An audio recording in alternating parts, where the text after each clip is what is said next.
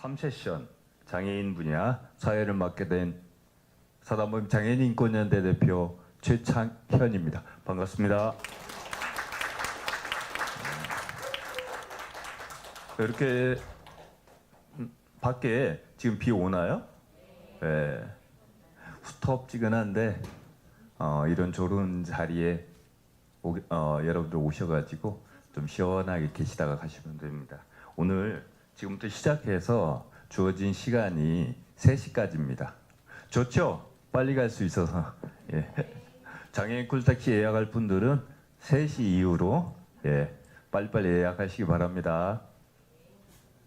혹시 지난 6월 3일 날 투표들은 다 하셨나요? 예. 진짜요? 다 하셨어요? 아니, 안 하신 분 있다고 손드는데, 네, 우리들이 전북 지역에 있는 장애인 단체들이 이번에 많은 반성을 하고 있는 게 뭐냐면, 이번 공약에 이 전북형 장애인 통합돌봄 체계 구축을 제안을 하고 했어야 함에도 불구하고 지금은 이게 현안 문제거든요. 못하고 있기 때문에 그걸 했어야 함에 불구하고 못했습니다. 그래서 지금 시적절하게 이번 인권 옹호자 포럼에서 이걸 하게 됐습니다. 지금 현재 노인 통합돌봄은 3월부터 시행 중입니다. 그런데 장애인 통합돌봄은 아직도 시범 사업 중에 있습니다. 그리고 어떻게 해야 될지 지금 방안도 안 나오고 있고 과제가 매우 많습니다. 그런 과제에 대해서 오늘 전북 인권담당관실에서 매우 현안적이고 장애인들에게 정말 필요한 이야기를 주제를 준비해 주셔서 너무 고맙습니다. 그리고 오늘 이 자리에 본 주제 발표를 해주신 최복정 교수님을 비롯해서 세 분의 토론자 이렇게 큰 박수 한번 부탁드립니다. 예, 그러면 제3세션 전북형 장애인 통합돌봄 구축 제안이란 주제로 지금부터 장애인 분야 3세션을 진행하겠습니다. 오늘 주제에 관련하여 참석해주신 발표자와 토론자분들을 소개하겠습니다. 전주대학교에서 오셨습니다. 큰 박수로 환영 부탁드립니다. 최복천 교수님입니다. 네, 감사합니다. 다음으로 두드림 사회적 협동조합 대표 최성원 대표님 참석하셨습니다. 네, 반갑습니다. 그리고 멀리 고창에서 오셨습니다. 고창 장애인 자립생활지원센터 천옥희 센터장님. 반갑습니다. 세움 장애인 자립생활지원센터 심지선 센터장님. 세움 장애인 자립생활센터가 어디에 있는지 아세요? 예, 많이들 아시는군요. 군산에서 멀리 오셨습니다. 그리고 여기 자리에 우리 전북 장애인 권익공헌기관 황병현 관장님 오셨습니다.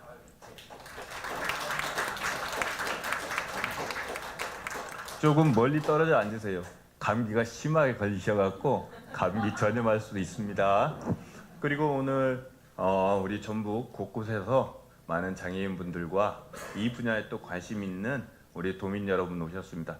그리고 우리 스스로 자축하는 환영 박수 부탁드립니다. 그리고 저 뒤에 보면 이 지금 현재 유튜브 방송으로 생중계 나가고 있는데 수어 통역하고 계시는 수어 통역사 선생님 계십니다.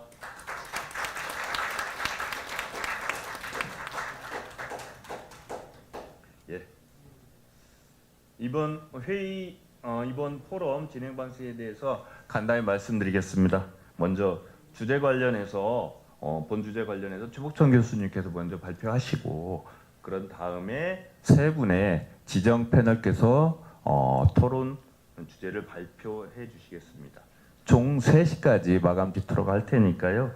각자 주어진 시간 우리 최복천 교수님 그리고 패널 분들께 된 시간을 조금 엄수해 주시면 감사해 드리겠습니다. 이유는 딱 하나입니다.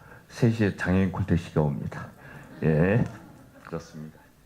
발표하시는 분들을 위해 정면에 모니터를 준비했습니다. 각자 앞에 바로 앞에 모니터 있으니까 모니터 참고하셔서 컨트롤러 조정하시면서 각자 준비하신 자료 발표하시면 되겠습니다. 그러면 지금부터 시작하겠습니다. 먼저 전주대학교 최복천 교수님께서 전북형 장애인 통합돌봄 구축 체계 제안이라는 주제로 발표해 주시겠습니다. 발표 시간은 25분입니다. 네, 반갑습니다. 최복천입니다. 발표 시간이 25분이어가지고 많은 부분 그냥 핵심적인 사항들만 짚고 넘어가야 될 것 같아요. 그래서 배경을 조금 먼저 말씀드리면 저장님께서 말씀했던 것처럼 통합돌봄은 법도 통과돼가지고 진행이 됐고 이전에 이제 전 정부에서도 커뮤니티 케어라고 그래갖고 노인 중심으로 진행이 됐었지만은 장애인 쪽에 대해서는 고민들은 없었었고 그런데 이제 작년에 오늘 발표 자료는 조금은 너무나 이 전북에서 논의들이 되고 있지 않아서 좀 선도적으로 좀 제안을 하자 그래서 작년에 저뿐만 아니라 김미혁 교수님하고 김동기 교수님하고 좀 같이 해가지고 전라북도 복지관이라 좀 장애인 단체들의 의견 수렴을 해가지고 좀 나온 결과물이다. 작년 12월에 그래서 좀 그렇게 이해를 해주시면 좋을 것 같고요. 한 가지 더는 또 이제 용어 문제입니다. 이제 오늘은 통합돌봄이라는 용어를 쓰려 했지만은 법은 또 돌봄통합. 그래서 복지관에서도 돌봄통합이라고 말했었다가 또 통합돌봄이 이렇게 반복이 됐는데 오늘은 통합돌봄이라고 쓸게요. 그래서 혼동하지 마시고 또 통합돌봄이라고 했을 때 발달장애인 통합돌봄 서비스가 있잖아요. 그거하고는 다른 거다라고 하는 것을 먼저 말씀을 드리고 들어가겠습니다. 자, 왜 지금 통합돌봄인가? 일단은 이제 말 그대로 그 지역사회에서 내가 살던 곳에서 계속해서 조금은 서비스를 받고 지낼 수 있도록 하는 것들. 그래서 지역사회 중심에 대한 서비스들은 계속해서 강조를 되었고 또 하나는 잘 알겠지만 특히 장애인 쪽은 가족이 그 돌봄에 대한 서비스를 못했을 때는 대안이 시설밖에 없는 그런 또 시설의 문제점들 이런 것들이 계속 강조가 되어 왔었고 그런데 이제 돌봄 통합을 추진하게 된 거는 장애인도 그렇지만은 잘 아시겠지만 우리나라 출산율은 점점 떨어지고 고령화는 선진국에 비해서 거의 2배 수준이 됩니다. 빠른 속도로. 그렇기 때문에 사실상은 이제 돌봄 통합이라는 지역사회의 커뮤니티 케어가 강조가 되고 있는 그런 흐름이라 말씀을 드리고 그런 속에서 잘 아시겠지만은 정책이 구현되고 되는 데서는 법이 굉장히 중요해요. 그래서 이제 최근에 자료에 나왔던 것처럼 의료요양들 지역통합돌봄법이 통과됐고 또 장애인 쪽에서는 탈시설 기조와 조금 맞물려가지고 자립지원법이 통과돼가지고 약간 중복되는 거가 있습니다. 그렇지만 드라이브 자체는 이제 그렇게 가고 있다. 근데 이제 하나는 그동안의 논의들은 다 노인 쪽에 포커싱이 돼 있었고 그 안에서 장애인은 물론 장애인 중에서는 고령장애인도 있지만 또 일반적인 청장년을 포함한 것도 있는데 여기에 또 논의들이 조금 없는 그런 속에서 노인만의 포커싱이 가고 있는 그런 영향들이 있었다. 그래서 이제 오늘의 발제는 그 중심으로 간다. 이렇게 말씀을 드리고 싶습니다. 뭐 자료 보기도 했지만 키워드는 그렇습니다. 통합이라는 것은 말 그대로 서비스가 단일 서비스. 그러니까 장애인으로 생각해 보면 오늘도 장골택시지만 이동 서비스도 있어야 되지만 활동 지원도 있어야 되고 어떤 거는 주거 편의도 있어야 되고 때로는 의료도 있고 그렇기 때문에 서비스가 패키지 되어서 와야지만 된다. 이게 이제 키워드고 그리고 그 서비스를 갖다가 저 멀리 내가 살던 곳에서 떨어져 있는 곳에서 받는 것들이 아니라 가능한 한 내가 살고 있는 지역의 중심의 자원으로 들어와야 된다. 이거가 키워드고 또 하나는 지역마다 특성들이 굉장히 틀리죠. 서울과 전북은 또 틀리고 전북 안에서도 다르기 때문에 지자체가 그 지역의 특성에 맞는 것들을 갖다가 서비스를 자율적으로 구성을 해가지고 할 때가 맞춤형이 될 수 있다. 이게 키워드라고 생각을 하시면 될 겁니다. 뭐 이제 자립지원법도 이제 비슷한 레벨이고 그래서 그렇게 이해를 하시면 되고 시간 촉박한 관계로 제가 말이 굉장히 빠릅니다. 자, 그래서 다시 한번 가져오면 키워드는 서비스를 통합하다. 이때 가장 관건은 그동안에 우리나라의 복지 서비스에서 분절적으로 갔던 거가 잘 아시겠지만은 여기도 경추장애인분들이 많겠지만은 사실상은 의료 재활과 복지 서비스가 결합이 돼야지만 되는 것이 굉장히 중요해요. 근데 우리나라는 이게 거의 30몇 년 동안 따로따로 분절적으로 와 있어서 그 충족을 못하고 있어요. 그래서 이 통합돌봄의 키워드는 돌봄과 복지와 의료 재활, 건강 이것들이 어떻게 결합되느냐가 관건이다. 그렇게 관전 포인트를 가지시면 될 것 같고요. 자, 그래서 전북을 조금 현황을 조금 봤습니다. 잘 아시겠지만 이제 전북은 한 전체 인구의 7.3%, 12만 명 정도, 13만 명 정도 됩니다. 근데 유형별로는 이제 지체가 가장 많고, 그 다음에 이제 청각, 지적 이런 순이고, 우리가 이제 심한 장애, 심하지 않은 장애를 하는데, 심한 장애는 그 정도의 이제 순으로 되는데, 심한 장애, 우리가 뭐 중증이라고 부르는 지적 장애가 상당히 많습니다. 그 다음에 지체 장애, 그 다음에 내변변 장애, 이렇게 이제 생각을 하시면 될 것 같고, 장애인은 거의 전주시가 제일 많고 익산, 군산 정도 합치면은 반절이 넘는 그런 지역적인 분포가 있다. 이렇게 이해하시면 되고요. 이제 아까도 말했던 고령화주의하고 좀 만들어서 장애인의 고령장애인은 장애인으로 태어나가지고 노인이 되는 경우도 있고 노인이 되면서 특히 청각장애처럼 노인성 장애가 되는 경우도 있습니다. 이 두 가지가 다. 근데 그렇게 보면 때 지적과 자폐성 장애는 청소년기가 많고요. 그 다음에 이제 지체 장애는 중장년층이 많고, 잘 아시겠지만 노인성 질환과 좀 관련돼 있는 청각, 시각, 내병변, 뭐 이쪽은 70세의 비중들이 좀 많다. 그렇기 때문에 같은 장애 안에서도 연령별, 장애 유형별 좀 분포들이 굉장히 틀려서 지원을 하는 데 있어서 고려를 좀 할 필요가 있다. 이런 특성이고요. 돌봄 서비스를 보게 되면 좀 2차 자료를 했는데, 일상생활에 지원에 가장 필요한 걸로 지금 되어 있는 것은 활동지원 서비스죠. 근데 현황들을 보게 되면은 여전히 활동지원 서비스의 부족이 타 시도에 비해서 많다. 근데 그 이유는 잘 아시겠지만 24시간 지원이 필요하지만 중앙정부는 최대 480시간만을 갖다 규정을 하고 있습니다. 근데 이제 전북 같은 경우에는 시군마다 추가급여라고 해서 10시간 정도 월 시간을 주는 데도 있고 120시간. 근데 뭐 가까운 광주 정도 가지고 보면은 24시간을 충족하도록 주는 그런 지자체 말로 결국은 지자체 장애인 단체를 좀 위시해가지고 얼마만큼 요구를 하냐에 따라서 조금 다른 그런 현상들이 있습니다. 그리고 가장 중요한 거는 이제 전라북도 하게 되면 전주처럼 도 기반, 시 기반일 수도 있지만 또 저쪽에 가면 도농이 결합되어 있는 것도 있고 농산촌도 있고. 근데 지역별로 보기에는 고령장애인이 50%에서 70% 그리고 이제 전반적으로 하고. 근데 이제 가장 중요한 거는 잘 알겠지만 전북이 넓죠. 그래서 또 인프라는 도시에 가까운 쪽으로 와 있고 그렇기 때문에 서비스를 이용을 하려고 그러면 특히 이제 의료 건강과 관련된 거는 이동의 문제가 굉장히 많이 걸리고 인프라도 없고 그래서 지역별로 편차가 굉장히 심하다. 그래서 이제 밑에 신청 장소 정업 같은 거는 조금 참조하시면 될 것 같습니다.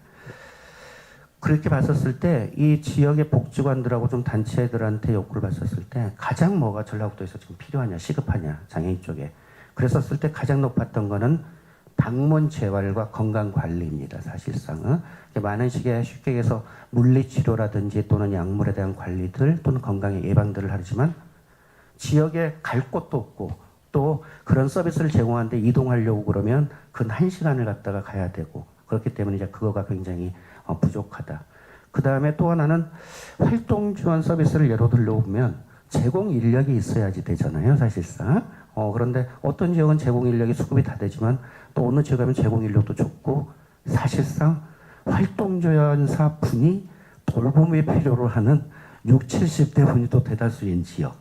또 많고 이런 문제들이 많이 되고 또 하나는 이제 주택의 문제들에 대한 개선 사업들도 이제 농촌 같은 경우에는 되게 이제 필요한데 그런 것들은 또 조금 적고 그 다음에 가장 강조가 됐던 거는 역시 정기적인 의료기관을 했었을 때 어떤 이동 지원 서비스 같은 것들 뭐 이런 것들이 가장 높게 나타났습니다. 자 이제 15분 남았죠. 네, 돌봄 통합 그래서 이제 한번 전북형에서는 어떻게 될까?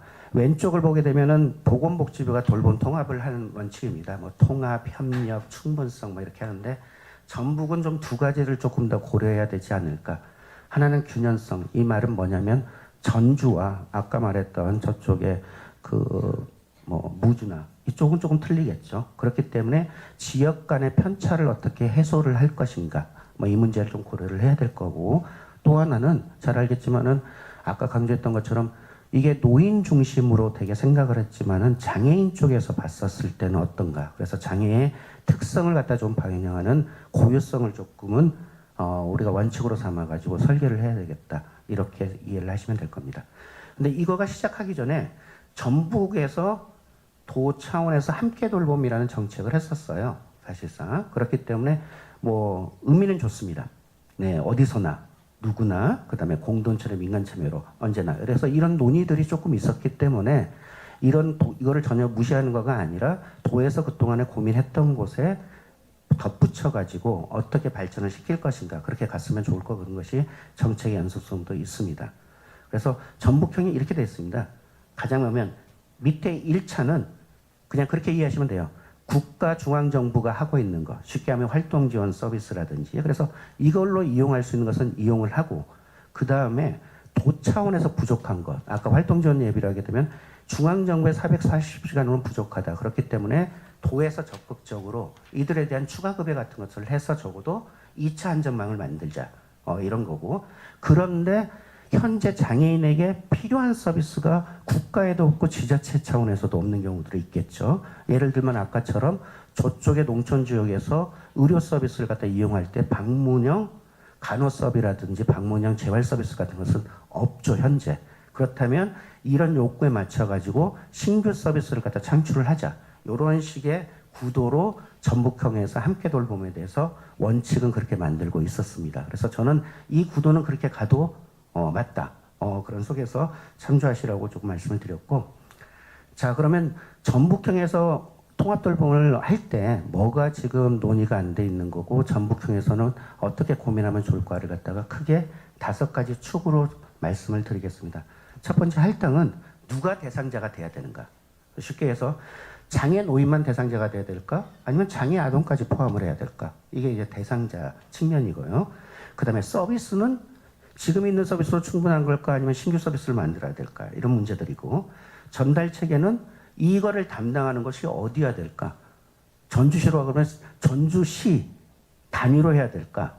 아니면 구 단위로 해야 될까? 아니면 읍면동까지 뭔가 좀 내려가야 될까?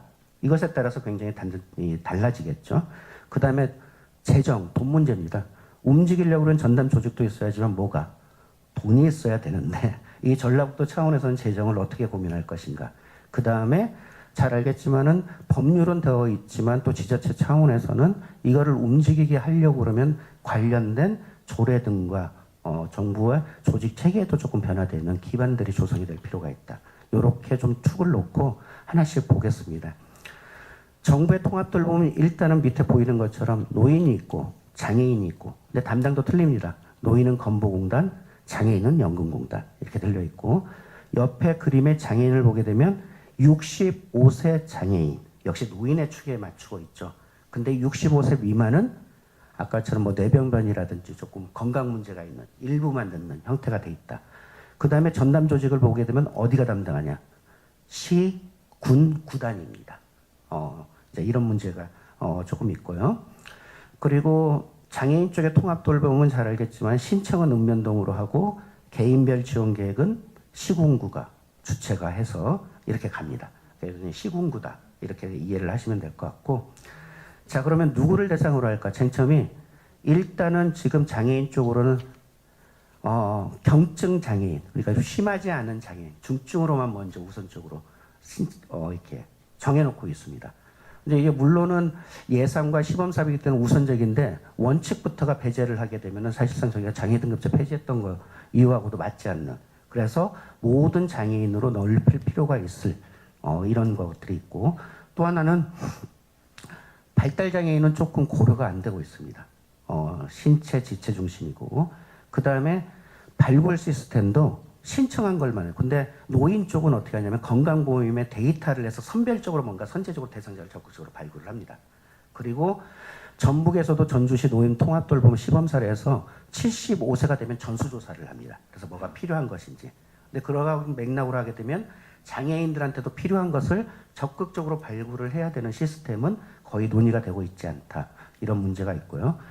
그래서 전북에서는 이렇게 했으면 좋겠다. 원칙적으로 장애 유형과 정도에 대한 것은 관계없이 신청 자격을 부여를 할 필요가 있다.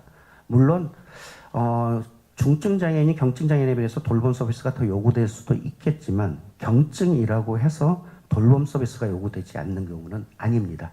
한 가지 예로 들면 예를 들어서 제가 그런 표현을 한다. 옛날에 장애 1급, 6급 뭐 이랬었을 때 1급 장애인하고 6급 장애인을 누구 먼저 해야 될까? 당연히 중증이니까 1급부터 해야 되겠죠. 그런데 양부모님 계시고 이건희 회장 밑에 있는 1급과 6급이지만은 할머니가 혼자 돌보면서 할머니가 치매를 가지고 있다. 누구를 먼저 돌봐야 될까? 그렇기 때문에 사실상은 장애 등급이라든지 또는 경증을 배제해야 된다는 것은 원칙이 맞지 않다. 그래서 그렇게 됐으면 좋을 것 같고, 그 다음에 발달장애인 같은 경우에는 지금의 전달체계와 발달장애인 지원센터가 있습니다. 그렇지만 그러면 어디가 좀 전문성이 있고 또 할 것이냐. 그렇기 때문에 신청과 계획을 수립하는 것은 장애인, 발달장애인 가족 당사자가 선택할 수도 있도록 열어두는 것도 좀 좋지 않을까. 이런 것이 좀 있었고, 그 다음에 아까처럼 정기적으로 뭔가 전수조사를 해서 적극적으로 발굴을 해야 됩니다. 왜 그러냐면 특히 도농지역으로 가게 되면은 한 가정에 어머님도 지적장애, 아버지도 지적장애, 자녀도 지적장애 있는 거예요. 이거는 적극적으로 발굴하지 않게 되면 드러나지가 않습니다. 그래서 조금은 읍면동 행정복지센터와 그래도 장애인 복지관들 등 장애단체들이 같이 조사하는 곳이 있어야 된다. 근데 하나 보게 되면 전라북도는 지금 시군 단위에 장애인 복지관이 없는 것도 있어요. 그래서 이제 그런 것은 조금은 도립복지관이나 장애인 단체들이 적극적으로 나서야 되는 그런 것들이 있다. 이런 말씀을 드리고, 그래서 좀 대상이 일상적으로 돌봄이 필요한 사람도 있지만은 시설병원에 경계에서 있는 사람이 있어요. 쉽게 해서 경추 같은 경우나 척수장애인들 같은 경우 병원에 있다가 밖으로 나와야 되는데 여기에 대한 것은 연계 시스템이 없거든요. 이제 그런 것들도 해야 되고, 또 돌봄에 지금 사각지대에 있는 것들, 그 다음에 긴급하게 이제 어머님이 아프시거나 이런 것들에 대한 것들을 조금은 포괄적으로 보셔야 될 것 같다. 따라오시나요? 네, 제가 설명은 잘하는데 마음이 급해서. 자, 그 다음에 이제 두 번째입니다. 아까 어디 단위로 한다고 그랬어요? 시군구 단위. 그리고 이번에 노인과가 있었어요. 사실상 원래. 그러니까 노인 통합돌봄의 중점은 노인과가 중심을 잡고 가겠죠. 그럼 장애인도 노인과가 가야 될까? 아니면 장애인과가 해야 될까? 뭐 이런 문제가 있겠죠. 근데 노인과로 가게 되면 왠지 노인 중심으로만 할 것 같고, 뭐 이런 거가 있습니다. 그랬을 때 이제 어떻게 해야 될까? 이제 이런 쟁점 사항들이 있어요. 그리고 현재 지침은 시군의 역할은 있지만은 도 차원의 역할은 명시되어 있지 않아요. 근데 도 같은 경우에도 오늘도 옹호자 포럼도 도 차원에서 하는 거잖아요. 전라북도는 무슨 역할을 할 것인가? 이게 좀 다르겠죠. 그래서 전북형 모형에서는 이렇게 좀 가면 될지 않을까. 결국은 핵심이 보건의료와 돌봄 복지입니다. 통합연계는. 그렇기 때문에 뭔가 노인 동합 돌봄 팀, 노인 정책과겠죠. 여기에 대한 전문성을 좀 살리고, 장애인은 또 장애인 돌봄 통합팀을 좀 따로 만들고, 둘 사이를 관통을 지르고 있는 지역 보건의료팀을 좀 묶어서 통합돌봄 정책과로 도 차원에서는 이렇게 만들고, 시군 단위도 이거와 유사하게 연관성으로서 좀 생각하면 좋지 않을까. 이래서 모형을 이렇게 만들어 보았습니다. 그 다음에 아까도 조명했지만은 뭔가 발굴도 해야 되고 직접적으로 해야 되는데, 잘 아시겠지만은 전주시로 놓고 되면 시청에 가서 신청하고 시청의 담당자들이 나와서 조사하고 연계하고, 이거가 더 적극적으로 잘 맞춰질까요? 읍면 동 차원에서 움직이는 거가 더 빨리 움직일까요? 아마 우리가 생각할 때는 접근성은 읍면동일 겁니다. 근데 읍면동으로 단위를 놓게 되면 뭐가 부담이 될까? 인력 배치와 돈리 예산이 되겠죠.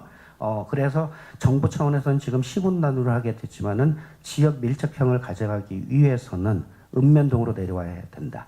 그래서 저기 예를 들었던 것처럼 전북 같은 경우는요, 완주군이 서울시보다 높습니다. 그래서 완주군 군 하나로 놓고 이거를 커버할 수 있냐? 절대 커버가 어려울 거다. 예, 그래서 전주시가 사실상은 시범사업에서 굉장히 잘했었어요. 근데 전주시 같은 경우에 노인 통합할 때 동단위로 전문 인력도 배치하고 간호사도 배치하고 이렇기 때문에 사실상은 적극적인 대응이 굉장히 좋았었다. 근데 돈이 이제 안 내려오니까 어려움에 처한 그런 상황들이 있었습니다. 그리고 이제 광역 차원에서는, 광역은 결국은 높은 단위잖아요. 그리고 전라북도는 좀 지역적 편차도 있으니까 전체적인 균형을 어떻게 맞춰야 될까? 예산도 조금 지역적인 인프라를 깔 때 어디를 더 투여해야 되고, 이런 로드맵 같은 것을 조금 이렇게 그려야 될 부분이 있다. 그래서 조금 광역 차원에서 전라북도의 역할이 강화될 필요가 있고, 또 하나는 적극적으로 인프라를 확대하는 것가 굉장히 도의 역할이 중요합니다. 제가 그냥 하나의 예를 들면, 내가 물리치료가 좀 필요하다 그러면 전주시의 옆에 병원이 가까운 곳 분들은 병원에 가면서 물리치료를 받을 수도 있겠죠. 근데 저쪽에 농촌 지역 같은 경우에는 거기까지 올 수도 없을 때는 그 지역에서 물리치료사를 구하려고 해도 물리치료사를 못 구할 겁니다. 사실상. 그러면 광역 단위의 전라북도에서 적어도 전라북도에 있는 물리치료사 협회라든지 또는 병원과 협의를 꾸려가지고 전라북도 차원에서 파견을 해야 되는 그런 차원도 있을 거다. 그렇기 때문에 전라북도의 역할이 굉장히 중요하다. 이런 말씀을 드리고요. 이제 서비스입니다. 서비스는 현재가 굉장히 막 14개, 17개 해놨는데 기존 사업을 그냥 나열해 놓은 것에 불과해요. 근데 이제 우리가 주목한 거는 아까처럼 보건의료 서비스를 어떻게 연결을 시킬 것인가. 이제 이 문제가 관건이다. 그 다음에 아까 말씀드린 것처럼 돌봄수역다도 지역적 인프라가 격차가 있다. 이 문제를 어떻게 풀까. 그래서 장애인에게 조금 맞는 것들을 갖다 조금은 특화시켜서 아까처럼 이제 병원의 동행이라든지 이동 서비스 강화들 이런 것들을 좀 해야 될 거고. 근데 이제 관건이 이겁니다. 우리나라에서 굉장히 힘든 거가 보건과 복지 연결입니다. 근데 잘 알겠지만 우리가 생각할 때는 전주시 같은 경우에는 사례를 보게 되면 병원하고도 좀 관련하게 되고 한의원하고도 연결해가지고 잘했어요. 그런데 아까처럼 저쪽 농촌 지역으로 가면 이런 걸 이용하고 싶어도 이용할 수가 없다. 그래서 공공을 조금 활용해야 되는데 저희 제안은 전북을 봤을 때 밀착형으로 가장 높은 것은 보건소가 있고요. 보건소 밑에 또 보건지소가 있고 보건진료소가 이렇게 깔려져 있습니다. 사실상. 근데 그동안엔 단절적으로 조금 왔는데 여기에는 공공의도 있고 간호사도 있고 물리치료사도 있고 그러니까 조금은 그런 것들을 잘 연결해서 하게 됐었을 때 가장 연결이 좀 쉽지 않을까. 근데 어려워요. 사실상 30몇 년 동안. 그런데 전라북도 차원에서는 조금은 이것들을 갖다 좀 경계를 허물고 적극적으로 협력하는 방안들을 만드는 것이 가장 현재는 중요하다. 왜 그러냐면 병원을 갖다가요, 농촌 지역에 새롭게 민간병원을 설립하려고 해도 오질 않습니다. 그렇기 때문에 1차 의료를 그렇게 가졌으면 좋을 것 같다. 네, 3분 남았습니다. 그래서 이제 아까 말한 것처럼 없는 서비스를 갖다가 하는 것은 결국은 어떻게 인큐베이팅해서 만들어야 되거든요, 사실상. 그러면은 우리 지역에서는 무슨 서비스가 필요하다는 것은 누가 제일 잘하냐? 그 지역의 장애인 당사자와 관련 기관과 관련 단체일 겁니다. 그래서 거기서 조금은 전라북도를 다 똑같은 표준화를 시키지 말고 지역적 특성과 욕구에 맞는 것들을 좀 지역별로 서비스를 인큐베이팅해서 효과가 있으면 그거를 어떻게 확대시켜 나가는 전략들을 그런 의미에서 전북도의 도 차원의 역할이 굉장히 중요하고 전라북도에는 또 장애인 종합지원센터라는 거가 조금 설립이 되어 있기 때문에 그런 인큐베이터를 갖다가 장애인 당사자 조직 또는 관련 복지받는 민간단체하고 조금 창조적으로 만들어내가지고 그 빈틈을 채워주는 것들이 필요할 것 같다. 돈은 어떻게 할 거냐? 지금은 통합해서 내려옵니다. 노인, 장애인 생각 없이. 그러면 어떤 데는 이게 담당 공무원도 그렇고 또 하시는 분들도 하던 방식에 익숙한 걸로 갈 수밖에 없어요. 그러니까 예를 들어서 장애인 쪽에 조금 많이 했던 데는 예산을 장애인 쪽에도 배분하고 이렇게 되는데 노인 쪽만 했던 데는 돈을 다 어디로 갈까요? 노인 쪽으로 간다. 그래서 전라북도에서는 조금은 노인과 장애인의 수를 갖다 고려해가지고 예산을 어떻게 조금은 할당을 따로 빼어가지고 이것들을 갖다가 좀 추진하는 것이 조금 필요하다. 예, 그런 말씀을 드리고 이제 기반구축은 도 차원에서는 조례가 만들어진 것 같더라고요. 맞나요? 맞습니까? 제 연구할 때는 없었는데 최근에 보니까 도 차원에서 그래서 조제를 만들고 이런 것들 근데 이제 시구는 없어요. 많은 지역에. 그래서 타 지역 같은 경우 특히 전라남도 광주 그다음에 경기도 쪽은 지자체별로 조례 제정이 굉장히 활발하게 되고 있거든요. 그래서 이제 그런 것들을 해서 이걸 사업의 일회성이 아니도록 만드는 것 이런 것들이 필요하다고 생각을 합니다. 자, 그래서 저희들이 이제 시작 단계이기 때문에 정말 이 정책을 갖다 그냥 뭐 주어진 돈과 한해 숨지 말고 정말 바라는 거가 우리가 무엇인가. 그 다음에 장애인 쪽에서 특히 이런 것들이 비어 있고 무엇을 해야 된다는 것을 계속적해서 오늘 같은 토론을 해서 정책 위반자들에게 이것들 갖다 계속 공공화를 시켜야 된다. 그리고 실행 모델을 우리 지역 말고 굉장히 또 잘된 지역들이 많아요. 장애인 쪽에. 그렇다면 그런 것들도 적극적으로 벤처마킹 해가지고 계속 공론화를 시켜야지만 이게 잘 돼간다. 근데 처음에 시작할 때 뭔가 개입이 되지 못하면은 여전히 그거는 한번 만들어지게 되면은 그쪽 방향으로만 가게 되는 그런 의미에서 오늘 조금 포럼도 장애인 쪽에 대한 것을 담론화시키는데 의미를 두고자 했습니다. 1분 초과했네요. 네, 이상입니다. 네.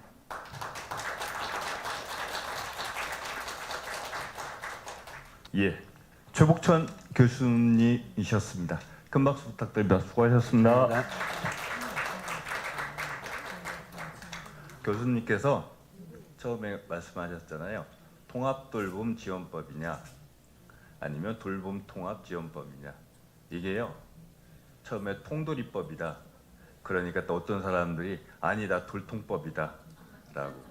근데 이제 통돌이든 돌통이든 거기에 4개의 주머니가 있거든요. 그 안에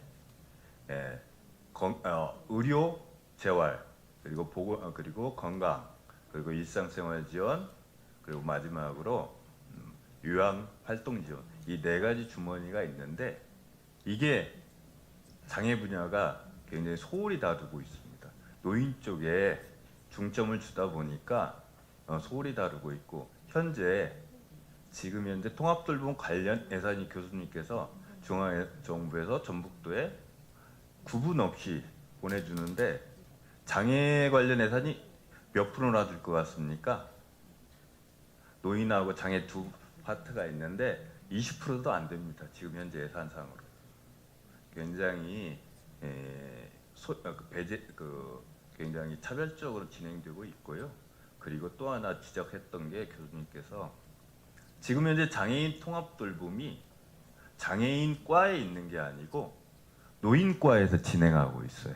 그러다 보니까 이게 정책 우선순위에서 밀리고 있고 결과적으로 아직도 시범 사업만 진행되고 있습니다. 그런 거고, 그래서 교수님께서 마지막으로 주문하신 게 그겁니다. 장애인 특수성을 노인과는 다르니 장애인 통합돌봄을 어떻게 할 건가, 장애인 고유성을 어떻게 반영해서 내년부터라도 제대로 할 것인가, 이걸 주문하셨는데 여기에서 공공화시키는 데 있어서 장애인 단체들의 역할, 장애인 단체 다른 거 없거든요. 장애인의 목소리를 적극적으로 어떻게 대변할 것인가, 이거를 좀 주문하셨던 것 같습니다. 맞나요, 교수님? 예, 제가 그래도 좀 잘 찍는 편입니다. 예. 그리고 이제 지금부터 3분의 패널께서 하실 건데 다 장애인 단체 대표님들입니다. 그리고 제가 알기로 최성원 대표님, 심선 대표님, 전옥희 대표님 이렇게 제가 호명한 순서대로 하실 건데 다 한 성깔씩 하시는 분들이에요. 그래서 좀 답답하니 장애인 통합돌봄 어떻게 할 것인가, 답답한 우리 속을 누가 제일 잘 긁어줄 것인지 그거 한번 평가해 주시기 바랍니다. 그 또한 보는 재미가 있을 듯 합니다. 그러면 먼저 최성원 두드림 협동조합 대표님 패널 토론, 지정 토론 하겠습니다. 부탁드립니다. 네, 반갑습니다. 최성원입니다. 먼저 이런 자리를 마련해 주신 전라북도와 인권담당관실에 진심으로 감사하다는 말씀 드리겠습니다. 이번 최복천 교수님의 발제는 전북형 장애인 통합돌봄이 단순히 복지사업 확대가 아니라 전북 지역 중심의 새로운 돌봄 체계의 전환이라는 점을 분명하게 제시했다고 생각하고 있습니다. 그래서 따라서 전북형 통합돌봄은 서비스를 연결하는 행정체계가 아니라 장애인의 삶을 전체를 지원하는 지역 기반 플랫폼으로 설계돼야 된다고 생각하고 있습니다. 좀 울리는 것 같은데 괜찮으신가요? 전북 장애인 통합돌봄에 대해서 현실을 좀 진단해 보면 등록장애인 중 60세 이상 고령 장애인이 약 69.3%를 차지한다는 점은 전북 장애인 정책의 사실상 고령 장애인 정책과 연결되어 있어야 함을 좀 말해주고 있습니다. 전라북도의 구조적인 문제 한 3가지 정도를 한번 좀 살펴보고자 합니다. 첫 번째가 지역 격차 문제입니다. 전주, 분산, 익산 등 도시권의 의료와 복지 인프라가 집중되어 있고 농산어촌 지역은 이동권과 지역 서비스 접근권이 매우 낮다는 것이 문제로 지적되고 있습니다. 이는 단순한 시설 부족의 문제가 아니라 거주 지역에 따른 돌봄 수준이 달라지는 구조적 불평등의 문제가 되고 있습니다. 둘째는 활동 지원 체계의 한계입니다. 자료에 따르면 돌봄 필요 장애인 같은 경우는 최대 42,000명 수준이라고 추정된다고 얘기하고 있습니다. 그러나 현재 활동 지원 서비스를 이용하는 분들은 5,163명으로 약 12.3%에 불과합니다. 이는 현재 제도가 필요 기반의 지원이 아니라 등급제 그리고 예산 중심의 지원에 머물러 있다는 것을 보여주는 단편적인 예라고 말씀드릴 수 있겠습니다. 세 번째는 가족들의 돌봄 부담과 돌봄에 대한 문제입니다. 발달장애인과 중증장애인 가족의 돌봄은 이미 임계점에 달하고 있습니다. 이는 발달장애인 자녀 양육자들의 부담이 계속적으로 가중되고 있고 그 결과가 장애인 자녀를 살해하고 양육자가 자살하는 사회적 문제를 지속적으로 발생시키고 있습니다. 결국 통합돌봄의 핵심 문제는 단순한 서비스 연계가 아니라 지역사회 안에서 지속 가능한 삶을 가능하도록 돌봄 부담을 덜어주는 체계로 만들어져야 한다는 것을 얘기하고 있습니다. 다음은 전북형 통합돌봄 구축 방향에 대해서 제안해보고 싶습니다. 그 첫 번째로 장애인 유형과 정도를 넘어서는 보편적인 접근이 필요하다는 것입니다.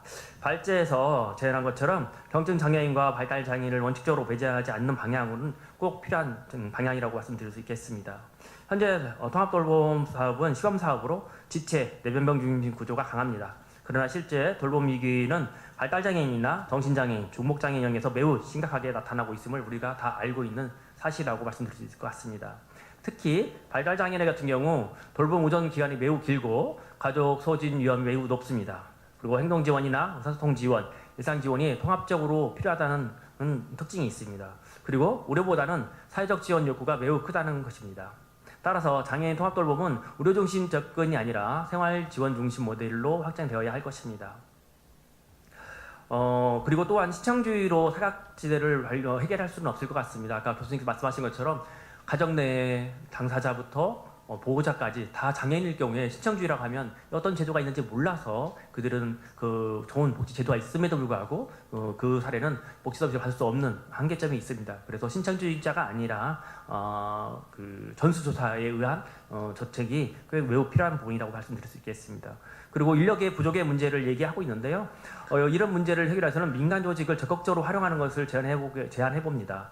각 읍면공수사무소에 보면 통장이나 이장, 주민자치위원회 등 다양한 민간 조직이 있고 그들이 지역사회를 정말 잘 이해하고 있으며 잘 알고 있는 있기 때문에 통합돌봄 사업에 매우 중요한 저는 파트너라고 생각합니다. 이런 조직을 적극적으로 활용했을 때 인력 문제 또한 해결할 수 있지 않을까 생각해 봅니다. 두 번째는 읍면동 중심의 현장형 전달 체계가 핵심이라고 생각합니다. 전라북도는 도시형 모델로만 접근하기에는 매우 한계가 있습니다. 전라북도는 군 단위가 군 단위 지자체 같은 경우는 생활권 자체가 굉장히 넓고 이동권 접근성이 매우 낮기 때문입니다. 따라서 통합돌봄의 실질적인 실행 단위는 시군 단위보다는 읍면동에 한다는 것입니다. 읍면동 행정복지센터가 단순한 접수 창구가 아니라 초기 면접 조사라든지 위기 가구를 발굴한다든지 개인별 지원 계획을 참여하고 민간 자원을 연계하며 사례 관리와 지역 돌봄 네트워크를 운영하는 그런 기능과 역할을 하는 것이 중요하다고 생각하고 있습니다. 인력의 한계도 한번 말씀드리고 싶은데 극복할 수 있는 방법은 민간 조직을 적극적으로 활용하는 거라고 말씀드렸습니다.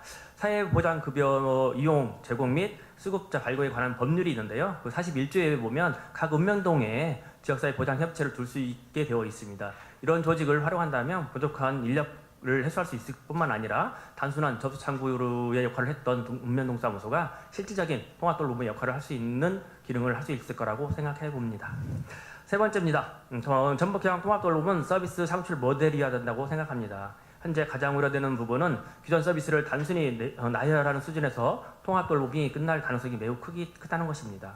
그러나 통합돌봄은 연계만이 아니라 새로운 서비스를 창출하는 것에 있습니다. 발제에서 제안한 방문재활이나 방문진료, 공공의료를 활용하면서 확대하는 것은 매우 현실적인 방안이라고 생각하고 있습니다. 아까 말씀하셨던 것처럼 전라북도는 보건지소, 보건소, 진료소가 매우 잘 갖춰져 있기 때문에 이 체계를 잘 활용한다라고 하면 의미 있는 모델로 농촌형 의료 모델로 자리 잡을 수 있지 않을까 생각해 보게 되겠습니다. 전라북도에 특화된 사업을 몇 가지 제안해보고 싶은데요. 농촌형 이동 지원 서비스라든지 발달장애인의 야간 돌봄이나 긴급 돌봄 서비스, 가족 휴직 지원을 확대하는 부분들, 그다음에 장애인 주거 환경을 개선하는 부분들을 생각해 볼 수 있을 거라고 생각합니다.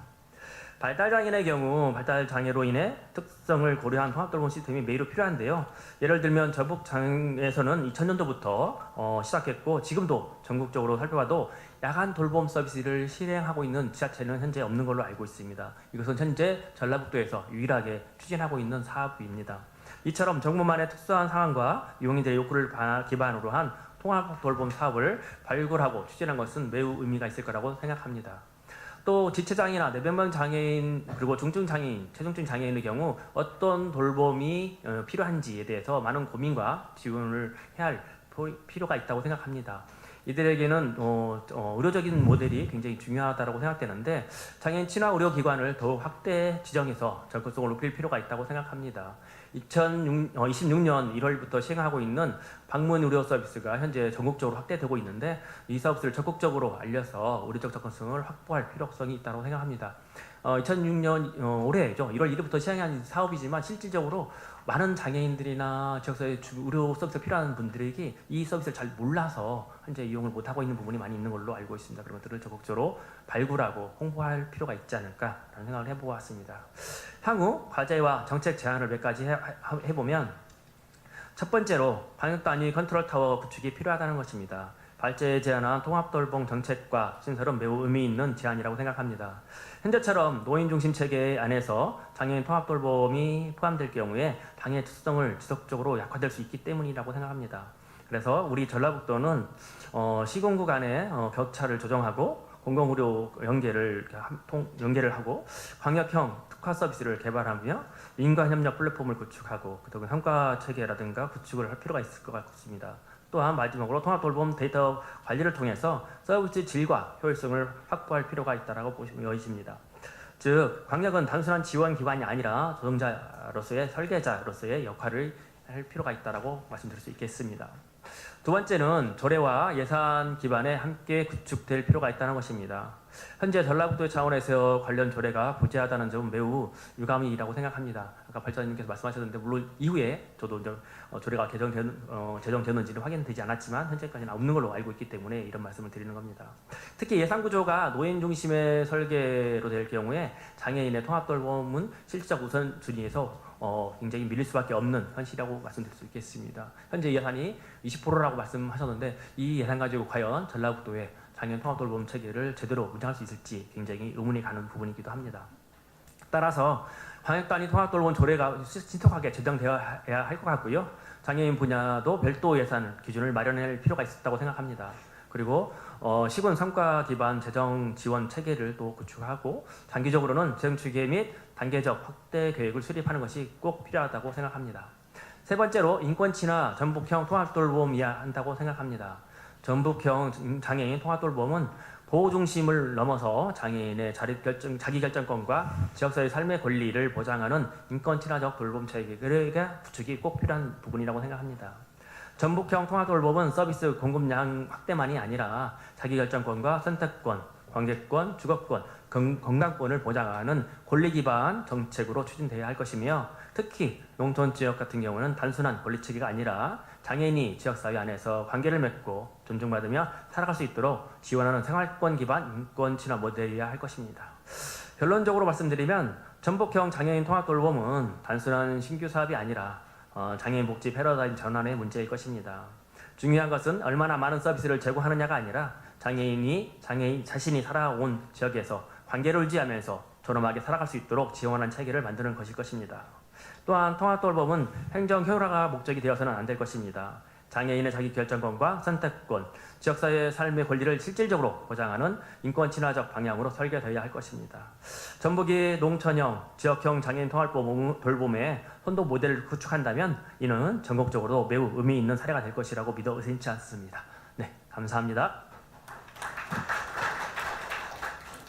예, 최성원 대표님 매우 수고하셨습니다. 저기 잘 제대로 긁어주셨나요? 예, 답변이 없으시죠. 예, 지금 제가 듣기에는 제 속을 좀 긁어준 게 있어요. 활동 지원 정책의 문제점. 그리고 이제 그다음 두 번째는 발달 장애인 정책 통합 돌봄을 좀 강조해 주셨습니다. 그리고 지역 편차를 이가 있는데 이거를 좀 컨트롤 타워할 수 있도록 광역 단위 즉 전북도청이 무엇을 해야 될지까지 이렇게 제대로 좀 속을 긁어 주신 것 같습니다. 다시 한번 고맙다는 말씀드립니다. 이번에는 군산에서 오신 세움 장애인 자립생활센터 심지선 대표님께 센터장님께서 우리 속을 한번 제대로 긁어 주시는지 지켜봐 주시기 바랍니다. 부탁드립니다. 안녕하세요. 반갑습니다. 네, 오늘 먼저 그 전북형 장애인 통합돌봄 체계 구축을 위한 뜻깊은 포럼에서 토론을 맡게 된 세움 장애인 자립생활센터 센터장 심지선입니다. 오늘 최복종 교수님께서 발표해 주신 그 주제 발조 자료는 현행 장애인 복지 시스템의 사각지대를 정확히 짚어내시고 또 지자체의 역할을 강조했다는 점에서 매우 시의적절하고 날카로웠다고 생각합니다. 특히 우리는 오늘 매우 강력한 정책적, 역사적 모멘텀 위에 서 있습니다. 장애계의 20년 수건이었던 장애인 권리보장법이 마침내 지난 5월 22일 국무회의를 통해서 최종 의결되었고 법 제정이 완료되었습니다. 이 법은 장애를 개인의 신체적 손상에 가두지 않고 사회적 장벽과의 상호작용으로 규정하면서 복지 수혜자가 아닌 권리의 주체로 패러다임을 전환하는 일종의 장애인 헌법입니다. 이제 공은 지자체로 넘어왔습니다. 새로 제정된 장애인 권리보장법의 정신을 지역사회에 안착시키기 위해서 우리 전북특별자치도가 타 지자체와 차별화해서 선제적으로 구축해야 할 전북형 장애인 통합보장체계의 핵심 문제의식과 구체적인 대안을 제안하고자 합니다. 자, 본론으로 들어가서 전북형 통합보장체계 구축을 위한 4대 핵심 제안을 말씀드리겠습니다. 수동적 돌봄에서 주체적 보장으로 전환이 필요합니다. 발제문 115페이지에 보면요. 장애인 통합 돌봄 권리 기반 하에 보통의 삶을 구현하기 위한 체계로 정의하고 있으며 저 역시 이 방향성에 깊이 공감합니다. 그러나 새로 제정된 장애인 권리보장법의 핵심 가치를 전북형 모델에 온전히 담아내기 위해서는 우리가 관성적으로 사용하는 용어의 패러다임부터 근본적으로 전환해야 한다고 생각합니다. 기존의 돌봄이라는 표현은 오랫동안 시혜적이고 수동적인 범주에 갇혀 있었고 서비스 공급자 중심의 의료적 처치나 단순 보육, 위생관리에 머무는 한계가 있었습니다. 따라서 저는 전북형 모형에서 돌봄 대신 장애인의 주체성과 지자체의 책무성을 명확히 하는 통합보장이라는 용어를 사용할 것을 강력히 제안합니다. 복지는 베푸는 혜택이 아니라 법적 권리를 지자체가 보장하는 과정이기 때문입니다. 행정적 관리를 넘어서 당사자의 자기 결정권과 선택권이 전북형 정책의 최우선 가치가 되어야 된다고 생각합니다. 두 번째는 편의적 조사 지표의 한계와 발달장애 가정이 겪는 고통을 언급도 해주셨는데요. 저 또한 그 발제문 117페이지에 따르면 현재 전북 내 중증 장애인의 일상생활 지원 필요 시간은 월 평균 568.8시간에 달하지만 실제 중앙정부의 최대 급여는 월 408시간에 불과하기 때문에 심각한 서비스 공백이 발생하고 있습니다. 저희 센터에서도 불과 며칠 전에 이러한 사례가 발생을 해서 우리 중증 발달 장애인분께서 큰 피해를 당하셨는데요. 이러한 불균형의 핵심 원인은 수치화하기 쉬운 신체 기능 위주로 구성된 행정 편의적인 서비스 지원 종합조사 지표에 있습니다. 이로 인해서 24시간 밀착 지원과 인지적 행동적 지원이 필수적인 발달장애인들은 정작 높은 점수를 받지 못하고 있고요. 그 고통은 고스란히 가족의 독박 부담과 비극적인 참사로 이어지고 있습니다. 이번 장애인 권리보장법의 통과로 국가와 지자체는 장애인의 사회적 참여를 보장할 법적 의무를 지게 되었습니다. 부족한 활동 지원 시간을 지자체 차원에서 촘촘하게 메워주는 전북형 추가 활동 지원 특별급여 처방 체계 도입이 오늘 우리가 논의하는 전북형 통합 보장의 실질적인 출발점이어야 된다고 생각합니다. 세 번째, 성인기 발달 장애인을 위한 권리 기반 소통 지원 체계 구축인데요. 전북형 통합보장이 실효성을 가지려면 전문 인력 확보와 현장 중심 인프라의 연계가 필수적이라고 생각합니다. 우리는 흔히 발달 장애인의 돌발 행동을 도전 행동 또는 문제 행동이라고 부르지만, 이는 언어적 소통이 어려운 당사자가 온몸으로 표현하는 지원 요구 행동입니다. 다행히 우리 전북에서는 익산 특수교육지원청에서 운영 중인 긍정적 행동지원센터라는 훌륭한 선도 모델이 있습니다. 그러나 이는 학년기에 국한되어 있어서 학교를 졸업한 성인기 발달 장애인들은 다시 사각지대에 놓이게 됩니다. 이에 저는 이 성공적인 모델을 성인기 발달 장애인의 지역사회 자립생활 보장 체계 전반으로 확대 전환할 것을 제안하며, 이를 위해 두 가지 구체적 인프라 대안을 제시합니다. 다학제적 행동지원 전문가 양성 및 처우 현실화입니다. 전라북도 특별자치도 차원에서 대학 및 전문기관과 연계해서 고도의 전문성을 갖춘 행동지원 전문가를 선제적으로 양성해야 합니다. 전문가가 지금 거의 전무하다는 현실은 굉장히 이 피해가 매우 심각합니다. 우리 발달장애인들에게는 정말 그 고도의 훈련된 전문가가 반드시 있어야 된다는 것을 저는 다시 한번 강조하고 싶습니다. 아울러 현장 전문가들이 겪는 열악한 임금 체계와 고강도의 노동 문제를 해결하기 위한 과감한 예산 투입 또한 필요합니다. 전문가들이 소명의식을 가지고 안전하게 직무에 집중할 수 있도록 처우를 현실화해야만 현장의 전문성과 서비스의 연속성이 유지되기 때문입니다. 또한 공공보건 의료 시스템과의 유기적 연계인데요. 발제문 127페이지에서 언급된 보건소, 보건지소, 보건진료소 등 공공보건 의료 인프라에 이러한 행동지원 전문팀을 결합해야 된다고 생각합니다. 특히 전문 인력이 전무한 농어촌, 군단위 지역의 보건지소에 전문가들을 집중 배치해서 거점 중심의 방문형 중재 서비스를 제공한다면 도심과 농촌 간의 극심한 전문 인력 격차를 효과적으로 해소할 수 있을 것이라고 생각합니다. 네 번째는 공급자 중심의 복지관 대응을 넘어서 1시군 1 IL센터, IL센터는 자립생활지원센터입니다. 1시군 1 IL센터의 의무화입니다. 이번 장애인 권리보장법은 역사적인 법안임에도 불구하고 선언적 의미가 강해서 지자체의 구체적인 조례와 실행 예산이 뒷받침되지 않으면 말뿐인 법안으로 전락할 위험이 있습니다. 발제문 117페이지에서는 전주시, 군산시, 익산시 등 도시 지역에만 모든 인프라가 집중되어 있어서 농촌 지역의 복지 격차가 심화되고 있다는 것을 지적하고 있습니다. 저는 이 지점에서 가장 심각한 인프라 절벽을 맞이하고 있는 장애인 자립생활센터의 문제를 만들어드리지 않을 수 없습니다. 발제문 122페이지에서는 농촌 지역 복지 격차의 대안으로 도립 장애인 복지관의 분소 설치 및 지원 대응을 언급하셨는데요. 저는 농어촌 군 지역의 자립 인프라를 공급자 중심의 복지관 대응 체계로 접근해서는 안 된다고 생각합니다. 장애인 자립생활지원센터 가 반드시 당사자가 주체가 되어 있는 장애인 자립생활센터가 주체가 되어서 동료상담, 권익공호, 탈시설 자립 지원을 수행하는 고도의 전문적이고 독립적인 영역이기 때문에 강조를 하는 것입니다. 현재 전북 14개 시군 중 IL센터는 단 7개 뿐이고요. 그마저도 4개가 전주에 집중되어 있고 나머지 10개 시군에는 한 곳도 없습니다. 기존의 대형 복지관 중심 체계는 지리적 접근성이 떨어질 뿐만 아니라 군지역 장애인들을 그 주체적 시민이 아닌 수동적 이용자로 머물게 만듭니다. 진짜 대안은 당사자가 주도하는 생활권 밀착형 거점인 자립생활센터가 지역사회에 촘촘히 존재하는 것입니다. 가장 무서운 장애는 사회적 고립이기 때문에 마을 전체가 하나의 촘촘한 관계망이 되도록 기능을 해야 합니다. 이에 저는 장애인 자립생활센터를 전북 내 14개 시군 전역에 반드시 1개소 이상 설치 운영하도록 조례로 의무화하고 도 차원에서 전폭 지원할 것을 제안합니다. 자, 다음으로 해외 사례를 통해서 본 시사점인데요. 발제문의 첫 페이지에 제시된 유엔 장애인 권리 협약과 탈시설, 지역사회의 삶의 가치를 실현하기 위해서 우리보다 먼저 통합보장 체계를 구축한 해외의 선진 사례들을 적극적으로 벤치마킹해야 된다고 생각합니다. 영국의 개인안전자와 직접 지불제는 행정기관이 정한 틀에 맞춰서 서비스를 일방적으로 공급하는 대신 장애인 당사자가 필요한 서비스를 스스로 설계해서 구매할 수 있도록 현금성 예산을 직접 부여합니다. 이는 행정 편의주의적인 심사 지표의 한계를 극복하고 발달장애인의 개별적 욕구를 정확히 반영하는 권리 보장의 대표적 사례입니다. 두 번째, 스웨덴의 LSS 특정 장애인을 위한 지원 및 서비스법인데요.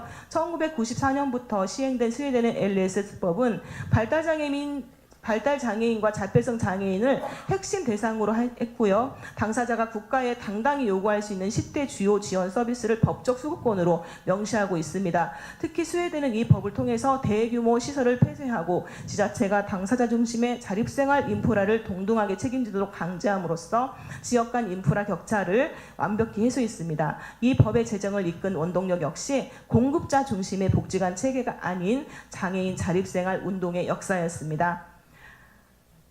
네, 이제 결론인데요. 전북형 통합보장 모델의 성공을 위한 4가지 핵심 과제를 다시 한번 말씀드리겠습니다. 이번에 국무회의를 통과한 장애인 권리보장법이 전북특별자치도에서 가장 실효성 있고 모범적으로 작동할 수 있도록 본 토론자는 전라북도와 시군 행정에 다음 4가지 과제의 즉각적인 이행을 강력히 촉구하는 바입니다. 첫째, 권리 기반의 정책 패러다임 및 행정용어의 전면 개편입니다. 기존의 시혜적이고 공급자 중심적인 돌봄 체계를 종식하고 당사자의 자기 결정권과 선택권을 최우선으로 삼는 지자체의 책무성 중심 통합 보장 체계로 행정용어, 지표, 평가 시스템을 전면 재정비해야 합니다.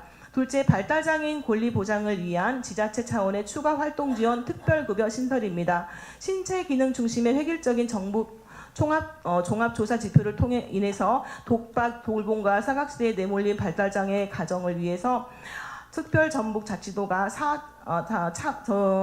특별자치도 차원의 사각지대 조사 지표를 별도로 개발하고 부족한 활동 지원 시간을 촘촘히 메워줄 특별처방급여를 예산안에 즉각 반영해야 된다고 생각합니다. 셋째, 농어촌 공공보건의료를 결합한 성인기 전문 소통, 행정 지원, 인프라 구축인데요. 학령기에 검증된 익산의 긍정적 행동 지원 전문가 모델을 성인기까지 연속 있게 확대해야 된다고 생각합니다. 특히 도심, 농촌 간 인력 격차 해소를 위해서 양성된 전문가들을 농어촌, 군단위 보건지소 등 공공보건의료 인프라와 결합해서 거점 중심의 방문형 중재 서비스 체계를 다져야 된다고 생각합니다. 넷째, 지역 균형 발전을 위한 1시군 1자립생활센터를 설치하는 조례를 의무화해야 된다고 생각합니다. 복지격차 해소라는 명목하에 추진되는 도립복지 간의 공급자 중심 분소 대행 방식은 지양해야 됩니다. 대신 당사자 주도의 자립 인프라인 자립생활센터를 전북 내 14개 시군 전역에 최소 1개소 이상 설치하도록 조례로 강제 의무화하고 도차원의 행재정적 전폭 지원을 시행해야 합니다. 네, 장애인이 더 이상 행정의 관리와 시의 대상이 아닌 당당한 주권을 가진 지역사회의 시민이자 권리의 주체로 살아갈 수 있도록 현장에서 늘 연대하고 실천하겠습니다. 감사합니다.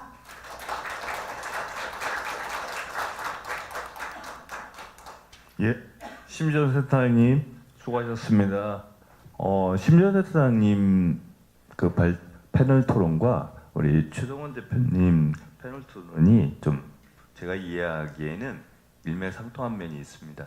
먼저 최동원 대표님께서 생활 중심 지원을 좀 강조하셨는데 이거를 이제 우리 심지현 대표님은 통합 돌봄이 아닌 통합 보장이 돼야 된다라고 하면서 매우 세부적인 이야기까지 해주셨습니다. 특히 장애인 권리보장법을 기반으로 한 통합보장 체계를 좀 말씀하셨는데 제가 볼 때 최국종 교수님 제가 듣기에는 우리 심지현 센터님께서 말씀하신 게 좀 우리 최국종 교수님 발제문을 많이 씹은 것 같습니다. 상처받으셨지 않으셨습니까? 예, 좀 제대로 긁어주신 것 같습니다. 그리고 우리 이제 그 IL 센터 관점에서 통합보장이 어떻게 돼야 될 건가라는 걸 굉장히 좀 세밀하게 분석해 주셨고요. 그런데 지금 전주, 익산, 군산에 IL 센터가 있는데 유일하게 군 지역에서 IL 센터가 있는 곳이 있습니다. 오히려 박수 맞습니다. 고창에 있습니다. 유일하게 군 지역에 전북의 군 지역에 유일하게 있습니다. 심지현 센터장님께서 1시군 1IL센터 의무화하자고 하는 말씀을 하셨는데 오히려 군산시보다 먼저 진즉부터 IL 운동을 해주셨습니다. 천옥희 고창 장애인 자립생활센터장님의 발제를 듣도록 하겠습니다. 큰 박수 부탁드립니다. 근데 너무 어려운데요. 앞에서 우리 교수님 말씀하신 것도 그렇고 두 분 말씀하시는 거 보니까 저는 시골에서 촌에서 와서 그런가 뭔 말인지 하나도 모르겠는데 실은 이해는 하는데요. 아까 일식은 제가 전번 주에 정읍에서 강의를 했었는데 왜 정읍에는 IELTS 장애인 자립생활 지원센터가 없느냐라고 해서 참 많은 대화를 했던 것 같습니다. 그건 아까 우리 심지선 대표님께서 말씀하신 대로 일반 우리가 갖고 있는 복지관의 이용 시설, 이게 대표하는 복지관 이용 시설이 있는데 장애인 당사자 중심의 IL 진영들이 정말 모든 시군에 생겼으면 좋겠습니다. 뭐 저희 고창이 좀 선도적인 역할을 하는 것 같은데요. 아무튼 감사드립니다. 아까 말한 대로 저는 이제 제가 이번에 준비를 했던 건 통합돌봄이 뭐지? 근데 이제 아까 최 교수님께서 이야기를 하는 120페이지를 보면서 그러니까 통합돌봄은 누구를 대상으로 누가 어떤 서비스를 전달할 것인가에 대한 이야기인 것 같아요. 근데 돈이 없대요. 돈이 없대요. 그리고 아직까지 노인부터 시작은 했는데 장애인 분야는 그래서 저는 이제 고창군에 제가 이제 IL을 이렇게 하면서 느꼈던 것들 그리고 발찌 있기 제안을 받았을 때 어떡하지? 전라북도는 우리나라에서 가장 예산도 없고 그런데 고창군은 어떡하지? 뭐 그런 되게 현실적인 문제 저는 되게 좁게 봤습니다. 그래서 그런 부분들에 대해서 있는 것들 중에 핵심은 이거였습니다. 지금 기존의 서비스를 받는 분들을 같이 연결을 하자라는 거죠. 일단 시작을. 그래서 연결을 해서 모범 이렇게 소규모로 먼저 이렇게 모여서 이렇게 했으면 좋겠다는 이야기인데 그거에 대한 내용으로 이제 말씀을 드리도록 하겠습니다. 그게 중심이 돼야 되지 않을까라는 생각을 했었고요. 앞에서 다 말씀하셨어요. 그러니까 새로운 서비스 살던 동네에서 계속 살고 싶다 안전하게 그게 핵심 아니겠습니까? 근데 이제 그러면은 누구를 도울 것인가 진짜 누구를 도울 것인가 저는 이 부분에 있어서 그냥 제가 이렇게 생각했던 거죠. 그러면 예전에는 그랬던 것 같아요. 예전에 마을의 공동체 문화의 생활에서는 그 동네에 장애인이라는 분이 계시면 동네 모든 사람들이 같이 돌봤어요. 예를 들면 이 가정에서 계속 하지 못해도 저는 이제 그런 중심이었으면 좋겠다. 그래서 한 사람이 발견되면 모든 동네에 있는 기관들이 동시에 움직이는 구조가 돼야 되지 않을까. 그래서 거기에 대한 대상을 좀 고민을 한다면 가족이 더 이상 돌볼 수 없는 장애인들일 것이고 아까 병원이나 시설에서 나왔는데 당장 갈 곳이 없고 뭐 그런 분들 이제 그런 분들 그리고 활동지원 서비스는 받지만 활동지원 서비스는 그 시간 외에는 그 어떠한 서비스도 받을 수 없는 상황들이 처해 있거든요. 그래서 병원 가는 거 마음 돌봄까지 좀 부족한 부분들을 해야 되지 않을까라는 생각을 했습니다. 그러면 누가 함께 할 것인가에 대한 문제에 있어서 실질적으로 지금 노인 분야가 시작은 했지만 그러니까 시, 군청, 보건소, 복지관이 일단 한 자리에 다 모여야 된다는 거죠. 그 지역에 고창의 현실에 맞춰서 머리를 모여서 협의체를 구성을 하는데 시군복지관, 보건소, 그다음에 건강보험공단, 장애인복지관, 자립생활 진영들이 다 모여가지고 협의체를 구성해서 우리가 샘플을 어떤 식으로 할 것이고 어떠한 것들을 그 지역 자체에서 그 지역에 맞게 아까 고유성이라고 말씀하셨던 것 같습니다. 이렇게 했으면 좋겠다라는 거죠. 그래서 제일 먼저 한 거는 저희 항상 많이 듣는 거 있잖아요. 저희도 우리 담당 아닌데 그런 것 되게 현실적인 것 같아요. 그래서 제가 이런 소리 많이 듣거든요. 실질적으로 모여서 협의체 구성이면 이거는 내 거 아닌데 이거는 서로 핑퐁질을 많이 해요. 저는 이제 말을 되게 쉽게 하는 편인데 그래서 그런 부분들부터 빨리 우리가 해소할 수 있는 방법이었으면 좋겠다. 그래서 기관 간의 칸막이를 가장 근본을 허물었으면 좋겠다라는 생각을 했습니다. 그러면 다음은 이제 그럼 어떻게 도울 것인가? 그동안에는 기존은 우리가 받고 있는 서비스 중심인데 이제 사람 중심인 거죠. 되게 이제 이런 부분들이 되게 인권적인 부분이라고 생각을 합니다. 그러니까 그래 이 부분에 있어서 활동 지원 시간이 부족하니까 그러면 전부 활동 시간을 더 늘려주려고 하는 게 아니라 왜 늘려주기 전에 이분은 정말 병원은 어떻게 가는지, 지방 구조는 불편한 게 뭐 없는지, 그 다음에 하나같이 그 바꿔야 될 그 외로워하지는 않는지, 가족들한테는 전화를 몇 번이나 오는지, 이런 부분들까지도 조금 이렇게 검토를 해봤으면 좋겠다라는 생각을 합니다. 그러면 어떻게 쓸 것인가? 이건 예산과 관계가 있어요. 우리가 이제 돈이 실질적으로 예산에 관련된 부분을 지금 당장 얼마를 주세요라고 할 수 있는 부분이 아니라서, 이제 제가 여기서 바뀐 게 뭐냐면, 처음부터 한꺼번에 뭔가를 하려고 하고 이렇게 돈에 맞춰서 우리는 일을 하게 되잖아요. 보통 보면 예산이 얼마니까 전라북도 현실은 예산이 이거밖에 없으니까 이렇게 하세요. 고창군의 현실은 이렇게, 그게 아니라 지금 시범 사업부터 이제 아직 17조인데 처음부터 다 모여서 하면 힘드니까 우리 고창군의 장애인죠. 여기서는 제가 아까 좀 바뀌었습니다. 샘플을 하는데 중증 장애인이 아니라 경증 장애인에서도 필요한 부분, 중증 장애인에서도 필요하고, 또 유형별로 남자, 여자 해서 샘플링을 해서 지역도 고창도 읍소재지가 있고 면소재지가 있고 거리가 다 면적이 다르니까 그런 샘플들을 15명에서 25명 사이에 우리가 샘플을 다 머리를 맡아서 모아서 실질적으로 필요한 기존 서비스를 받는 것은 연결을 하고 그 다음에 기존 서비스를 연결하는데 그 이외에 더 필요한 신규 사업에 대해서는 어떤 사업이 필요한지를 우리가 직접적으로 샘플링 해보고, 그러면 예산이 어떻게 필요하고 뭐가 필요한지에 대한 것을 해봤으면 좋겠다라는 좀 이렇게 생각을 해보게 되었습니다. 그래서 시군 민간 함께 만드는 역할 분담에 대해서는 이제 그런 거죠. 함께 기획하고 예산 마련에 관련된 건 시군은 안정적인 예산은 제도적 기반을 닫고 이렇게 현장에서 진짜 필요한 예산 규모와 사역 방향을 좀 해주는 거고, 그리고 현장에 있는 복지관이나 우리 센터, IL 센터 같은 거 함께 찾아가고 듣고 정말 민간의 삶 속에 직접 들어가서 그들이 말 못할 그 속사정을 깊이 듣고 그런 부분들 행정과 그 지역사회 생생하게 알리고 또 보도해야 됩니다. 알려야 됩니다. 우리끼리 알고 있으면 안 됩니다. 그래서 공공과 민간이 함께 복잡한 사정들을 좀 정리했으면 좋겠다. 그래서 우리 모두 다 함께 소통하고 지역의 변화 모색을 이렇게 머리를 맞대고 했으면 좋겠다라는 생각을 합니다.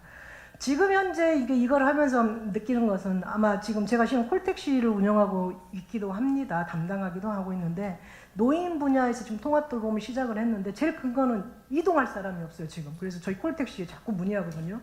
제발 이동할 수 있게 해주세요. 하지만 콜택시에 대한 정책 자체가 지금 노인을 탑승 이동을 시키는 것과 장애인, 거기에 대해서도 이미 엄청난 대립이 있는데, 노인 통합 돌봄 한다고 해서 고창에 지금 150명당 하나고 14대 있는데 이걸 가지고 또 엄청난 이렇게 힘듦이 있다라는 거죠. 그래서 시범 사업에 있어서 이 이동권, 그리고 실은 주거입니다.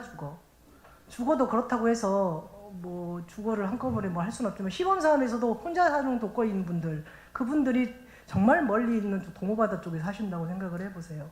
그러면은 그분들을 누가 관리하고 멀어서 우리가 아무리 할 수 있는 기존 서비스를 받는다 해도 24시간 보고 받을 수가 없거든요. 그래서 시범적으로는 지금 생각하게 느꼈던 건 뭐냐면, 고창이 만약에 예를 한다면 사회복지지구 안에 보건소도 있고 복지관도 있고 그 다음에 노령 주택도 있습니다. 고령화 주택도 있습니다. 그러면 샘플링으로 할 수 있는 몇 개, 한 2개, 3개의 집을 그 안에서 공공의 자산으로 할 수 있으면 하고, 이 샘플링에 관련된 부분들을 직접 하면서 다 1대1 케어에 대한 부분들의 체계들을 좀 기록하면서 진행을 해보면, 이 통합돌봄에 대한 그런 부분들을 첫걸음을 일단 시작을 하는 부분들에 있어서 중요한 사안이 아닐까라고 생각합니다. 이상입니다.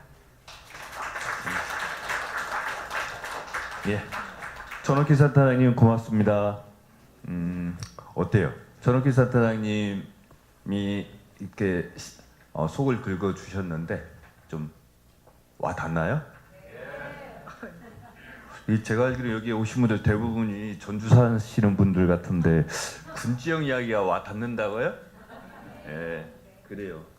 여기 살더라도 우리 장애인들 마음이, 그리고 여기에 겪는 여러 가지의 차별적 정책이나 정책에 좀 충분하지 못한 정책들이 고창에서도 이루어지고 있거든요.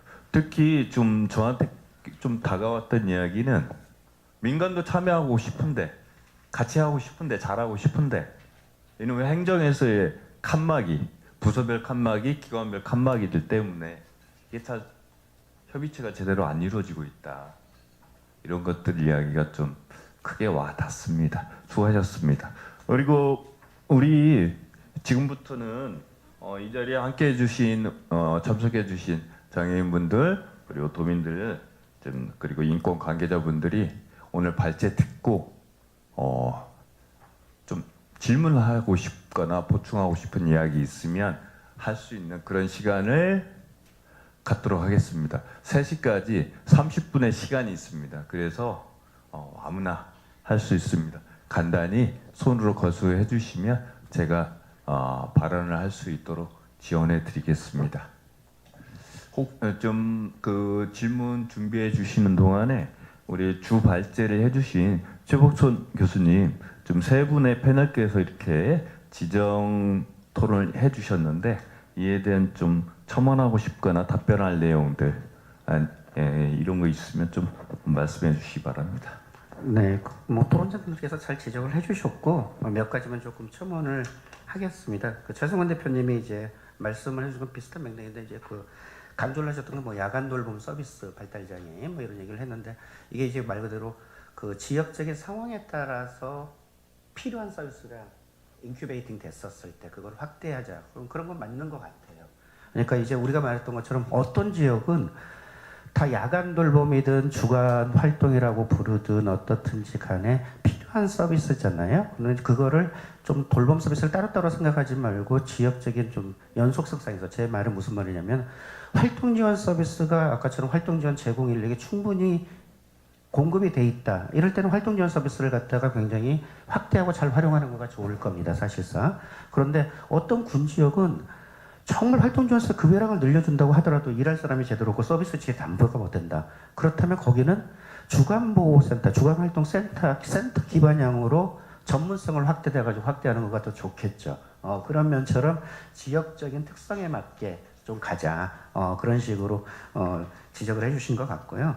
심지선 대표님의 지적은 뭐 크게 틀리진 않아요. 근데 이제 하나는 뭐냐면은 돌봄에 대한 용어 자체가 예전에 시혜적이다. 물론 문제의식은 맞죠. 그러니까 저희들이 주간보호센터라고 불렀던 거를 주간활동센터라고 용어를 바꾸자라는 것은 단순 보호가 아니라 주체성을 부여하자는 의미 속에서 그렇게 강조를 했고, 네, 그런 의미에서 용어는 중요하지만 또 용어에 대해서 너무 적대적으로 생각은 할 필요가 없고, 그다음에 왜냐하면 돌봄에 대한 것들도 굉장히 긍정적인 의미가 굉장히 많은 거고, 그리고 또 법률상으로 정해진 거는 쉽게 또 용어 바꾸기가 어렵습니다. 근데 문제 의식은 저희들이 당사자 입장에서 어떻게 생각을 해야 될 건가 그런 것을 지적을 해주신 것 같아요. 그리고 이제 하나 그 발달장애인 이제 도전적 행동에 대한 얘기를 하셨어요. 굉장히 중요한 부분이고, 그리고 이제 도전적 행동에 대한 것들이 정말 전문 인력들도 필요하고, 그런데 꼭 이거를 모든 사람이 다 전문가가 돼야 되는 것은 아닙니다. 우리가 발달장애인에 대해서 약이 중요한 거다고 해서 우리가 다 약사 의사가 되는 건 아니죠. 근데 적어도 그 약이 무슨 약인지, 약 관리를 어떻게 해야 되는지는 종사자들이 이해를 하는 것가 굉장히 중요하죠, 사실은. 그런 것처럼 도전적 행동에 대해서 휴게소 주간보호에 계시던 분이든 IL센터에 계시는 분이든 복지관에 계시는 사람들이 서비스를 제공할 때 도전적 행동이 이런 거고 왜 이렇게 발생을 하는 거고 어떻게 평가를 하고 어떻게 개입을 해야 될 거고 이런 거는 의문점이 되었었을 때 누구한테 좀 자문을 받고 컨설팅 이런 것처럼 교육과 컨설팅의 체계가 만들어진 거가 굉장히 중요하다고 생각을 해요. 그래서 그 이제 전라북도는 아닌데 제가 개인적으로 경상도하고는 이 작업을 조금 하고 있습니다. 그래서 종사자들한테 약물에 대한 복용과 관리는 어떻게 해야 되는 건지, 그 다음에 또 의사소통 지원은 어떻게 해야 되는지, 그 다음에 또 기초 교육과 또 전문 인력들을 어떻게 양성하는가 이런 것들을 경상도하고는 굉장히 많이 해요. 그래서 전라북도도 조금은 도 차원에서 그런 종사자들의 의문점이나 이런 것을 할 수 있는 교육과 컨설팅 체계가 이제 가야 돼요. 그래서 컨설팅을 하면 한 예를 들면 경상도에서는 한 기관이 통합돌봄이라고 발달장애 도전적 행동이 있으면 종사자들의 역량이 강화되니까 물론 그때 지원 전문가는 행동문제 점수 분석가하고 사회복지사하고 저하고 같이 결합을 해서 처음에 도전적 행동이 왜 발생하는가, 어떤 건가, 중재는 어떻게 되는가 이러면서 계속 장기적으로 몇 개월씩을 하면서 종사자들이 그것을 해보는 겁니다. 그러면서 역량이 이제 강화되는 이제 그런 것들이 우리나라에도 좀 양성 체계가 있으면 좋겠다. 그리고 도 차원에서도 만들어지면 정말 좋겠죠. 그런 걸 말씀드렸고 좀 말이 깁니다. 그리고 복지관은 오해를 하시지 말게. 제가 말했다는 것은 지소 문제가 아니라 아까처럼 적극적인 발굴을 하려고 그러는데 어떤 구는 장애인 단체도 없고 복지관도 없어요. 그런데 도립복지관이 있잖아요, 전라북도는. 근데 도립은 역할이 뭐냐? 조금은 전환해서 비어있는 곳을 담당해가지고 적극적으로 거기를 지원을 하라. 그런 의미로 말씀을 드렸던 걸로 이해를 해주시면 될 것 같습니다. 그 다음에 마지막으로 전학교는 굉장히 중요한 말씀을 해주셨어요. 그러니까 관건은 그러니까 제가 아까처럼 그 문제가 발생하면 함께 문제라는 거가 제 발제에서는 조금 자료에는 있지만 생략된 부분이 그 기초 단위에서 읍면동이 됐던 거기서 통합지원회의를 해야 되거든요. 그때 통합지원회의를 하는 것은 문제점이 뭐고 우리 역할은 뭐고 이런 거면서 다 민관과 이것이 결합되는. 그래서 이제 그거를 우리나라 전체로 보면 어떤 지역은 굉장히 협력이 잘 됩니다. 근데 어떤 지역은 우리 기관 외 거를 정보를 공유하지 않으려고 한다. 뭐 이런 것들이 있기 때문에 그거를 또 지역에서 어떻게 문화를 만들어 가느냐는 굉장히 좀 중요한 그래서 이제 민간 차원 그런 말씀을 하신 것 같아요. 그 다음에 이제 하나는 마지막으로 그 시너지 말씀하셨는데 주거 지원도 그렇고 노인하고 장애가 차별성도 있지만 되게 공유되는 면이 있고 상대편이 상대편을 모르는 것도 있지만은 상대편의 좀 역량이 강화된 거를 우리가 더 배울 수 있는 거. 예를 들어 보면 노인 쪽은 시범사업을 하면서 그런 걸 되게 많이 잘합니다. 약물 관리. 그 다음에 약물 관리 같은 걸 앱으로 어떻게 개발하고. 뭐 장애 쪽도 필요한 거죠. 그러니까 그런 거는 노인 쪽하고 같이 얘기를 계속 협력하면서 우리가 배워오는 거고 노인 쪽에는 우리 장애 쪽에서 하는 것을 이렇게 건너주고 그렇기 때문에 꼭 그 노인과 장애 쪽을 약간 이렇게 반대되는 입장. 그 다음에 또 복지관과 IL 센터를 또 반대되는 입장. 이렇게 조금은 대립구도를 가지지 마시고 어떻게 하면 다 협력을 해야 될까. 그러려면 결국은 가까운 곳에서 자주 만나야 됩니다. 사실상은. 그래서 그런 체계를 만드는 거가 굉장히 중요합니다. 한 가지 예만 제가 좀 1분만 더 해야 된다면 그 서울에 제가 그 복지관들하고 조금 같이 하는 거가 있어요. IL 센터하고도. 근데 한 지역에서 시설에서 나온 사람들을 지역에 어떻게 정착을 시킬까. 그럴 때 복지관과 IL 센터가 같이 합니다. 사실상은 그거를 하는데 IL 센터의 강점들은 있죠. 왜 그러냐면 동료에서 이미 탈시설을 했던 사람이 동료 상담도 해야 되고 그런데 거기서 나오신 분은 제가 다뤘던 사례는 중복장애이기 때문에 언어 소통도 어려워요. 그리고 몸도 무르고 그럼 필요한 거가 집도 구했었을 때 매일매일 갔었을 때 약간의 일상생활 훈련 적응도 해야 되고 또 매일매일의 물리치료도 필요하고 욕구를 팔려고 하려면 의사소통의 지원도 필요합니다. 그러면 의사소통에 대한 지원과 물리치료를 할 때는 누가 가장 좋으냐? 물리치료사와 언어치료사와 사회복지사와 다른 사람이 팀을 가서 갔었을 때 가장 잘합니다. 맞죠?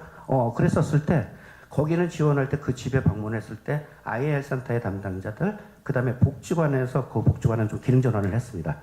이제 복지관 안에서 물리치료, 언어치료 안 한다. 그 사람의 일은 어디로 간다? 정착한 집으로 가서 한다.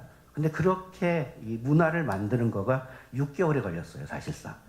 근데 이제 그때는 처음에 만나가지고 서로들 얘기하고 우리가 패러다임을 어떻게 바꿔야 되고. 그러니까 이제 이렇게 바뀌면 사실상 기존에 있던 복지관, IL 센터 또는 민간기관들이 협력이 굉장히 일어나죠. 근데 약간 아직까지는 물론 잘 안 지르려고 하는 대상자도 있지만 이걸 내가 우리하고는 조금 다른 기관이다 이렇게 상정하고 갔었을 때 칸막이가 생기는 겁니다. 그래서 좀 누가 먼저 닭이 먼저냐 달걀이 먼저가 모르지만 먼저 손을 내밀고 적극적으로 같이 하는 모임을 해줬을 때 그 지역의 문화가 바뀐다. 그리고 이 문화가 바뀌는 것은 결국은 누구의 삶을 바꾼다. 장애인 당사자와 그 가족의 삶을 바꾸니까 저희들이 조금은 좀 적극적으로 오픈해서 갔으면 좋겠다. 그랬으면 생각이 듭니다. 죄송합니다. 말이 길어졌습니다. 네. 아니에요. 시간 더 자세히 말씀하셔도 됩니다. 예, 그래 보니까 말씀을 들어보니까 왜 최복정 교수님을 만나 뵙기가 어려웠는지 이제 알았습니다. 서울로 경상도로 다니시라고. 예, 정작 이곳에서 전주에서는 만나 뵙기 참 어려웠습니다. 안 불러줘요. 아니에요. 굉장히 지금 쟁점적인 이야기를 하셨습니다. 이 전북도에서 정말 좀 활용 자원들이 좀 있거든요. 우리 학계에서 민간에서 이 자원들을 좀 활용을 해야 하는데 잘 못하고 있는 것들이 좀 이 지금 플로어에서도 이곳에서도 좀 나오는 것 같습니다. 몇 가지 쟁점적인 이야기들 많이 해주셨는데 혹시 좀 여기 참석하신 분들 질문 사항 좀 정리됐습니까? 뭐 질문하고 싶거나 아니면 정책 제안하고 있는 거 있으면 편하게 말씀해 주시면 되겠습니다. 계십니까? 저기 혹시 저 교수님 물리치료를 제 집에서 받을 수 있나요? 그걸 만들어야죠, 사실상. 그러니까 그 의료법상의 문제가 있지 않나요? 네, 그것만 그러니까 장애인에게 가장 지금 일상생활에서 부딪히고 저도 정부에서 국회에서 몇 번 또라는 통화를 하고 해외분도 모셔오고 하는데 풀리지 않는 거가 조금 있습니다. 그러니까 무슨 말이냐면은 장애인들의 신체 장애인으로 보게 되면 물리치료, 작업치료 이런 것들은 굉장히 중요하죠. 근데 치료라는 거가 우리나라의 의료적 행위로 명명을 되어 있습니다. 의료기사법에. 그리고 거기에 보게 되면은 의사의 지도 하에 이렇게 돼 있습니다. 그런데 의사의 지도 하에라는 것은 여러 가지로 해석할 수가 있잖아요. 한 달에 처방을 해가지고 그것에 대해서 매일매일 보고를. 근데 엄격하게 따져서 뭐 어떻게 되냐면 의사가 상주하는 공간 안에서로 돼버립니다. 그러니까 물리치료는 어디서? 병원에서만. 사실상. 그래서 옛날에는 특수학교 안에 물리치료사도 있었어요. 다. 지금은 다 없게 돼 있죠. 그래서 장애 아동에게 주는 발달재활 서비스라는 거가 사실상은 그건데 치료라는 말 때문에 우회를 해가지고 만들 수밖에 없는 이상한 제도가 만들어졌던. 근데 그러니까 제가 말했던 보건소라든지 이런 것들은 의사 힘들이 쓸지 모르지만 그거를 어떻게 의사가 요새는 뭐 워낙 IT도 많이 돼 있으니까 원적이라고 해도 의사와 상담해가지고 이 상태로 보고하고 오늘 치료는 이 방향으로 하고 치료를 했다고 보고하는 시스템만 만들어도 저는 충분하다. 그런데 그런 거를 갖다가 안 만들고 있는 거는 조금은 정부가 잘 움직이는 중앙정부랑 같이 움직여야 될. 근데 저는 전라북도 차원에서도 한번 뚫어볼 수는 있다. 예를 들어서 어떤 그 도차원 차원에서 어떤 병원하고 조금 계약을 해서 그 의사들이 처방을 조금 담당하는 것과 지도를 하는 것들, 그 다음에 그런 것들을 약간의 온라인상으로 하는 것들도 허락을 하거나 아니면 어떤 데는 보건소를 갖다가 지정을 해가지고 할 수 있다고 그러면 파견이 될 수가 있겠죠. 예, 왜 그러냐면 그런 것을 한번 해보는 것, 이해주의적 제일 중요한 거고 하나고 또 하나는 활동 지원 서비스에도 그게 걸립니다. 잘 아시겠지만은 우리 뭐 특히 루게릭이라든지 또는 이런 쪽 같은 경우에는 내성마비 중증 같은 경우에는 석션을 해야 되는 부분도 있습니다. 그 다음에 또 그 도뇨라고 그러죠. 소변을 갖다 빼주는 거. 근데 이 모든 것들은 의료 행위로 간주가 돼요. 그러니까 현재는 어떻게 엄격하게 따지면 활동지원사가 하면 안 되는 거고 부모님도 하면 안 되는 겁니다, 사실상. 근데 그걸 하기 위해서 어떤 친구는 석션을 갖다가 30분 단위로 해야 되는 친구도 있고 어떤 친구는 뭐 2시간 할 수도 있고 근데 그럴 때마다 간호사가 오냐. 그러니까 사실상은 불법 아닌 불법을 조장하고 있는 거죠, 사실상은. 근데 일본 같은 경우에는 저희가 이제 일본에서 불렀는 활동자 지원사 중에 별도의 교육을 시킵니다. 그리고 이제 동료나 이런 것들의 모든 행위들을 그런 게 아니라 일상적으로 장애인 입장에서 필요한 것들을 해서 그들이 연수를 해요. 그러면 그 활동지원사에 한해서 그거를 할 수 있도록 열어두는 시스템을 만들어 놓고 있거든요. 그러니까 이제 우리나라가 조금 문제점은 제도가 있고 맹점이 있는데 그 맹점을 풀어나갈 수 있는 것을 계속해서 공론화시키고 대책을 만들어야 되는데 한번 오늘처럼 토론하고 끝나버리고 뭐 이런 거니까 제가 오늘 그래서 전 장애인 단체가 굉장히 중요하다고 생각을 해요. 그리고 전라북도에서도 좀 잘 정책적인 것들을 설계해서 조금은 이렇게 요구하고 해야 되는데 그런 시스템들은 만들 수 있다. 그래서 조금 또 다른 얘기인데 광주에서는 활동지원사의 그래 아까처럼 석션이나 이런 것들을 어떻게 풀어나가라고 지금 도하고 협상 중에 있습니다. 아까처럼 활동지원사나 그런 것들을. 그리고 거기는 루게릭과 근육장애인에 대한 별도 조례 지정을 통해 가지고 물리치료나 이런 것들을 어떻게 결합을 시킬 수 있을까, 그런 논의를 조금은 몇 년 전부터 했었어요, 사실상. 그런 게 이제 앞에 논의가 있으면 광주시에 통합돌봄할 때 장애인 시범 사업을 할 때 좀 그런 서비스를 끼워 넣을 수 있는 여지도 생기겠죠. 그러면 그거에 효과가 있으면 타 지역에 퍼지겠죠, 사실상. 그러니까 이제 저희 전라북도도 약간은 좀 장애인들에게 가장 급하고 완전 사각지대에 밀려 있는 것들을 어떻게 하나라도 자꾸 요구를 해가지고 그 제도를 메꿔 나갈까, 이런 작업들이 좀 필요하다고 생각합니다. 왜 이 통돌법은 생겼지만 방문관, 방문 의료. 근데 정작 물리치료를 많이 필요로 하는데 매우 중요한 말씀을 역시 잘하십니다.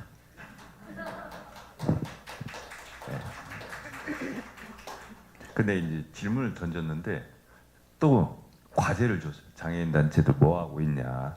니들 좀 똑바로 해라. 여지껏 니들 밥그릇만 챙기지 말고 이제 좀 통합돌봄 더욱더 관심 갖고 하라고 했는데 이 세 분의 패널 다 장애인 단체 대표님들인데 이에 대해 최국종 교수님 지적에 대해서 하실 말씀 있습니까? 반성 모드예요? 예, 응원의 박수 한번 부탁드립니다. 혹시 질문이 있습니까? 없어요? 그러면 마지막으로 좀 시간이 남았는데 우리 패널로 오시는 우리 단체 대표님들 좀 아까 시간 제한 때문에 말씀 못한 게 있다. 나은지는 뭐 좀 비슷한 이야기지만 할 이야기가 좀 남았다 하면 발언 기회를 드리겠습니다. 예. 예, 제가 시간 남았다고 하니까 마이크를 먼저 잡아보도록 하겠습니다. 저도 늘 고민해왔던 것 중에 하나가 활동지원사들의 역량 강화 문제, 역할의 문제를 많이 고민해왔습니다. 사실 장애인 활동지원법이 되면서 장애인들의 삶의 질이 많은 변화를 가져온 건 사실이라고 생각합니다. 그리고 발달장애인에게도 마찬가지로 보호자 역할을 거의 한다고 해도 과언이 아닌 것이 지금 활동지원사들의 역할이라고 생각하는데 역할에 대한 제한이 많이 묶여져 있다 보니까 아까 말씀하셨던 누게릭 환자들의 뭐 도료 문제라든지 석션의 문제도 있고 또 발달 장애인들의 또 자기결정권을 어떻게까지 활동지원사가 지원할 것인가라는 문제들도 많이 있습니다. 그런데 현재 지금 활동지원사 제도 지금 양육과정, 교육과정 지금 40시간인가요? 이수하고 뭐 잠깐의 교육하고 이렇게 자격 기준이 너무 너프하게 돼 있다 보니까 또 그런 것을 요구하는 것도 한계가 있을 것 같다는 생각이 들었습니다. 그래서 좀 전라북도뿐만 아니라 그 대한민국이 활동지원법이 통과되면서 활동지원사를 활용법을 너무 협소한 협의 개념으로 좀 활용하고 있는 거 아닌가라는 생각이 들었습니다. 그래서 그들의 처우를 개선하고 역량을 강화해서 충분하게 활용하면 정말 우리가 약간 인력의 문제, 여러 가지 문제를 지적했는데 그런 것들을 좀 많은 부분에서 해소할 수 있는 영역이 분명히 활동지원사 역할로서도 가능한 부분이 충분히 있다고 생각하는데 그런 부분들을 어떻게 좀 풀 것인지에 대한 정책적인 고민이 좀 필요하다는 요구를 한번 드리고 싶고요. 아까 말씀해 주셨던 도전적 행동에 대한 이야기 말씀해 주셨습니다. 저도 교수님 말씀 듣고 따끔하게 다가온 부분이 있었는데요. 저도 이제 저희 기관에서 체중증 통합돌봄 1대1 개별형 서비스를 좀 하고 있어요. 거기에 지금 종사자가 5분이 근무를 하고 있는데 도전적 행동이 무엇인지 아시잖아요. 자해, 타해 어마어마하게 합니다. 저희 그 사업을 위해서 저희도 광주, 서울 굉장히 많은 곳을 선진지를 견학하고 이렇게 자문도 많이 받고 이렇게 했었습니다. 그때마다 하는 얘기가 이거 왜 하려고 하느냐.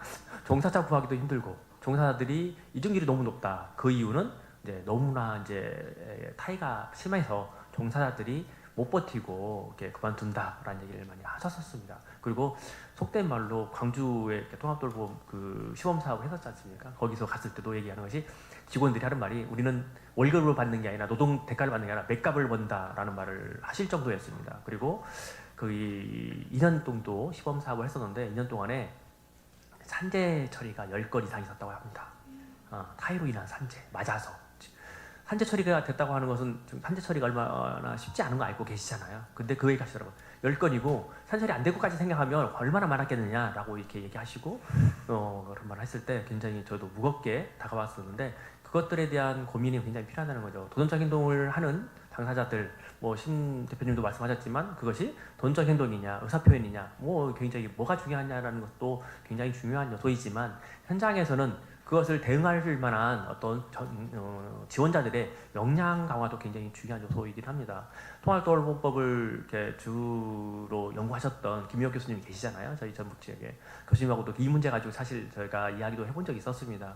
근데 이제 사회복지학과 교수님이시고 후배들을 양성하는 분들이 입장이다 보니까 왜 그거를 저희 현장에서는 아까 도전적 행동 전문가들 이런 것들이 좀 투입될 수 있는 여력이 있어야 되지 않느냐라고 얘기했을 때 이거는 사회복지사들의 어쨌든 역량 일자리로 어떻게 보면 창출되어 있는데 왜 굳이 특수교육이든 행동수영 전문가라든 이런 우리 자리를 왜 끌어들이려고 해? 라는 말씀도 하시더라고요. 교수 말씀처럼 충분한 우리 교육을 통해서도 어느 정도 가능하지 않겠느냐라는 말씀을 하셨는데 현장에서 와닿는 것은 사실 그게 그 교수님들의 말씀도 충분히 공감하지만 현장에서는 그걸 받아들이는데 참 어려움이 있는 게 사실이거든요. 하루하루가 이렇게 매 맞으면서 그런 행동했을 때 왜 그러는지 어떻게 대처할지 저희는 대부분이 지금 통합돌봄이나 발달장애인들을 지원하는 현장에서는 지원 인력은 다 사회복사들이거든요.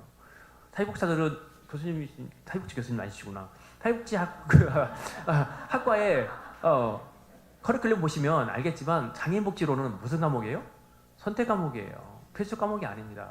저는 물론 장애인 복지를 좀 공부하고 전공 더 했지만 일반 사회복지를 장애인 쪽에 별로 관심 없는 사회복지사라면 그냥 대부분의 사회복지 필수 과목도 듣고 조금 관심 있어야 한 과목 선택 장애인 복지를 하나 듣고 나옵니다.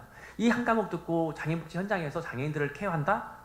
이건 불가능한 거라고 제가 말씀드릴 수 있거든요. 그래서 그런 것들에 대한 양성교육 과정이든 좀 필요하다고 말씀드렸고 좀 그런 것이 투입이 어렵다라고 하면 아까 신 대표님 말씀하신 것처럼 전라북도에는 장애인 종합지원센터가 있으니 그런 곳에 행동수정 지원단이라든지 이런 조직을 구성을 해서 전라북도에 있는 발달장애인들을 케어하고 지원하는 곳에 그들을 좀 컨설팅을 보낸다라든지 이런 체계를 좀 구체적으로 갖춰주면 좋겠는데 안타깝게도 아직까지도 그런 부분들이 구축이 안 돼 있습니다. 사실 또 발달장애인을 지원하는 것이 전라북도에 발달장애인 지원센터라는 곳이 있어요. 사실은 그곳에도 마쳐도 그거에 대해서는 아무런 어떤 체계를 갖추지 않고 그냥 1년에 한 번, 두 번 정도 종사자다 교육해주는 정도로 이렇게 이제 그 역할을 다 하고 있다라고 얘기를 하고 있는데 그런 부분이 굉장히 아쉽다라는 말씀 드리고 싶습니다. 그래서 전라북도가 예산의 문제 이번에 새롭게 이제 도차님도 출범하시고 뭐 인수위도 있는데 그런 쪽에 대해서 제가 이런 제안을 했을 때 대부분이 센터는 어렵다. 왜? 돈이니까. 지금 전라북도, 전주시 뭐 할 것 없이 굉장히 재정에 압박을 받는 걸로 알고 있습니다. 그러다 보니까 그런 것들에 대한 예산 지원이 지금 거의 대부분이 반영되지 않는 걸로 가고 있어서 안타까운 현실인데 이게 언제까지 그 타해나 이런 것들을 현장에서 지원하고 있는 종사자들의 희생으로 다 감당할 것인가라는 문제는 한번 좀 고민해야 할 영역이 아닐까 이렇게 생각됩니다. 이상입니다. 예, 큰일 났습니다. 밥길 조심해야 될 것 같습니다. 왜 그러냐면요. 교육부 교육정책 건드렸죠. 왜 장애인 복지 선택 과목이냐 난리 났습니다. 그렇지. 발달장애인 지원센터 건드려놨지. 장애인 종합지원센터 왜 너희들 이 정도 하냐 뭐라고 하고 있지. 어떻게 사시려고 합니까? 거기다가 악덕사업주예요. 산재사고가 그렇게 많이 난대요. 앞으로 사회복지사 구하기 힘들 것 같습니다. 예, 근데 그 마음이 또 제 마음입니다. 저도 힘들고 있습니다. 말이 길었는데요. 그래도 워낙 중요한 것을 말씀하시니까 딱 1분만 말씀을 드릴게요. 아까 그러니까 이제 우리 발달장애인 친구들이 밖에 나가서 벤치를 갖다 긁습니다. 그러면 그 기관의 종사자가 그걸 다 물어줘야 되기도 하고 또 광대뼈가 부러지기도 해요. 사실상은 맞아서 그랬었을 때 의료보험은 어떻게 할 건가? 이것들은 이제 굉장한 소진 문제들도 있고 사실상은 그다음에 이 정도를 했는데 그거가 인권 침해라고 또 걸릴 수도 있는 것들고 여러 가지 딜레마들이 있어요 사실상. 근데 이제 이런 문제들을 했었을 때 제가 아까 타 지역들을 말하는 건 뭐냐면 각 기관의 사례들을 갖다가 발표하고 의논하는 장들이 있습니다 사실상은. 그래서 이제 그런 문제가 되었을 때 이런 것들은 복지부 차원에서 종사자들을 보호하기 위해서 보험을 만들어야 된다. 이런 의결들을 내어가지고 지자체 요구하거나 뭐 이런 것들. 그다음에 아까 교육도 사실상 도전적인 행동은 특수교육 기반이 될 수밖에 없고 다학문적이 돼야 되는 거고 QBA 전문가도 들어와 줘야 되고 해야 되는 것들. 그랬을 때 일회성이 아니라 그 기관에 필요한 것들을 해주는 시스템이 되게 필요하거든요. 근데 이제 그런 것들도 그러면 누가 해야 될 거냐 돈이나 아까 말했던 것처럼 발달적인 지원센터를 뭔가 하게 되면 경남 같은 경우에는 이제 그런 것들이 모여서 오랫동안 같이 했었습니다. 그래서 이제 예산을 발달지원센터나 아니면 도 차원에서 그런 종사자들한테 컨설팅을 하는 것을 이번에 2천만 원이나 3천만 원을 합해가지고 그런 정기적인 것을 하자.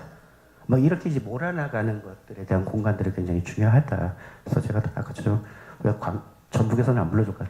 그런 논의회장이 좀 있었으면 좋겠어요. 그러면은 타시에서 하고 계시는 분들을 제가 불러와서 소개도 좀 시켜드리고, 근데 이제 그분들이 다 각각 기관에서만 조금 고민들을 하시는 것 같아요. 그래서 좀 그런 것들이 좀 활발해지셨으면 좋지 않을까 그런 생각입니다. 예. 예, 고맙습니다.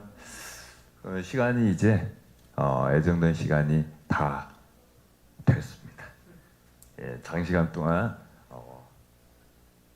발표 답변해 주신 우리 네 분의 주 발제자님과 세 분의 토론자님께 지정 토론자님께 큰 박수 부탁드립니다.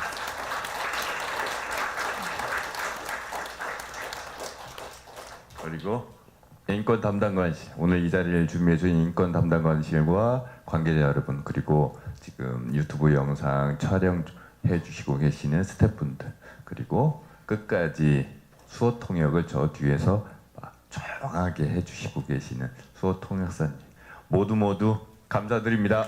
이상 마치겠습니다.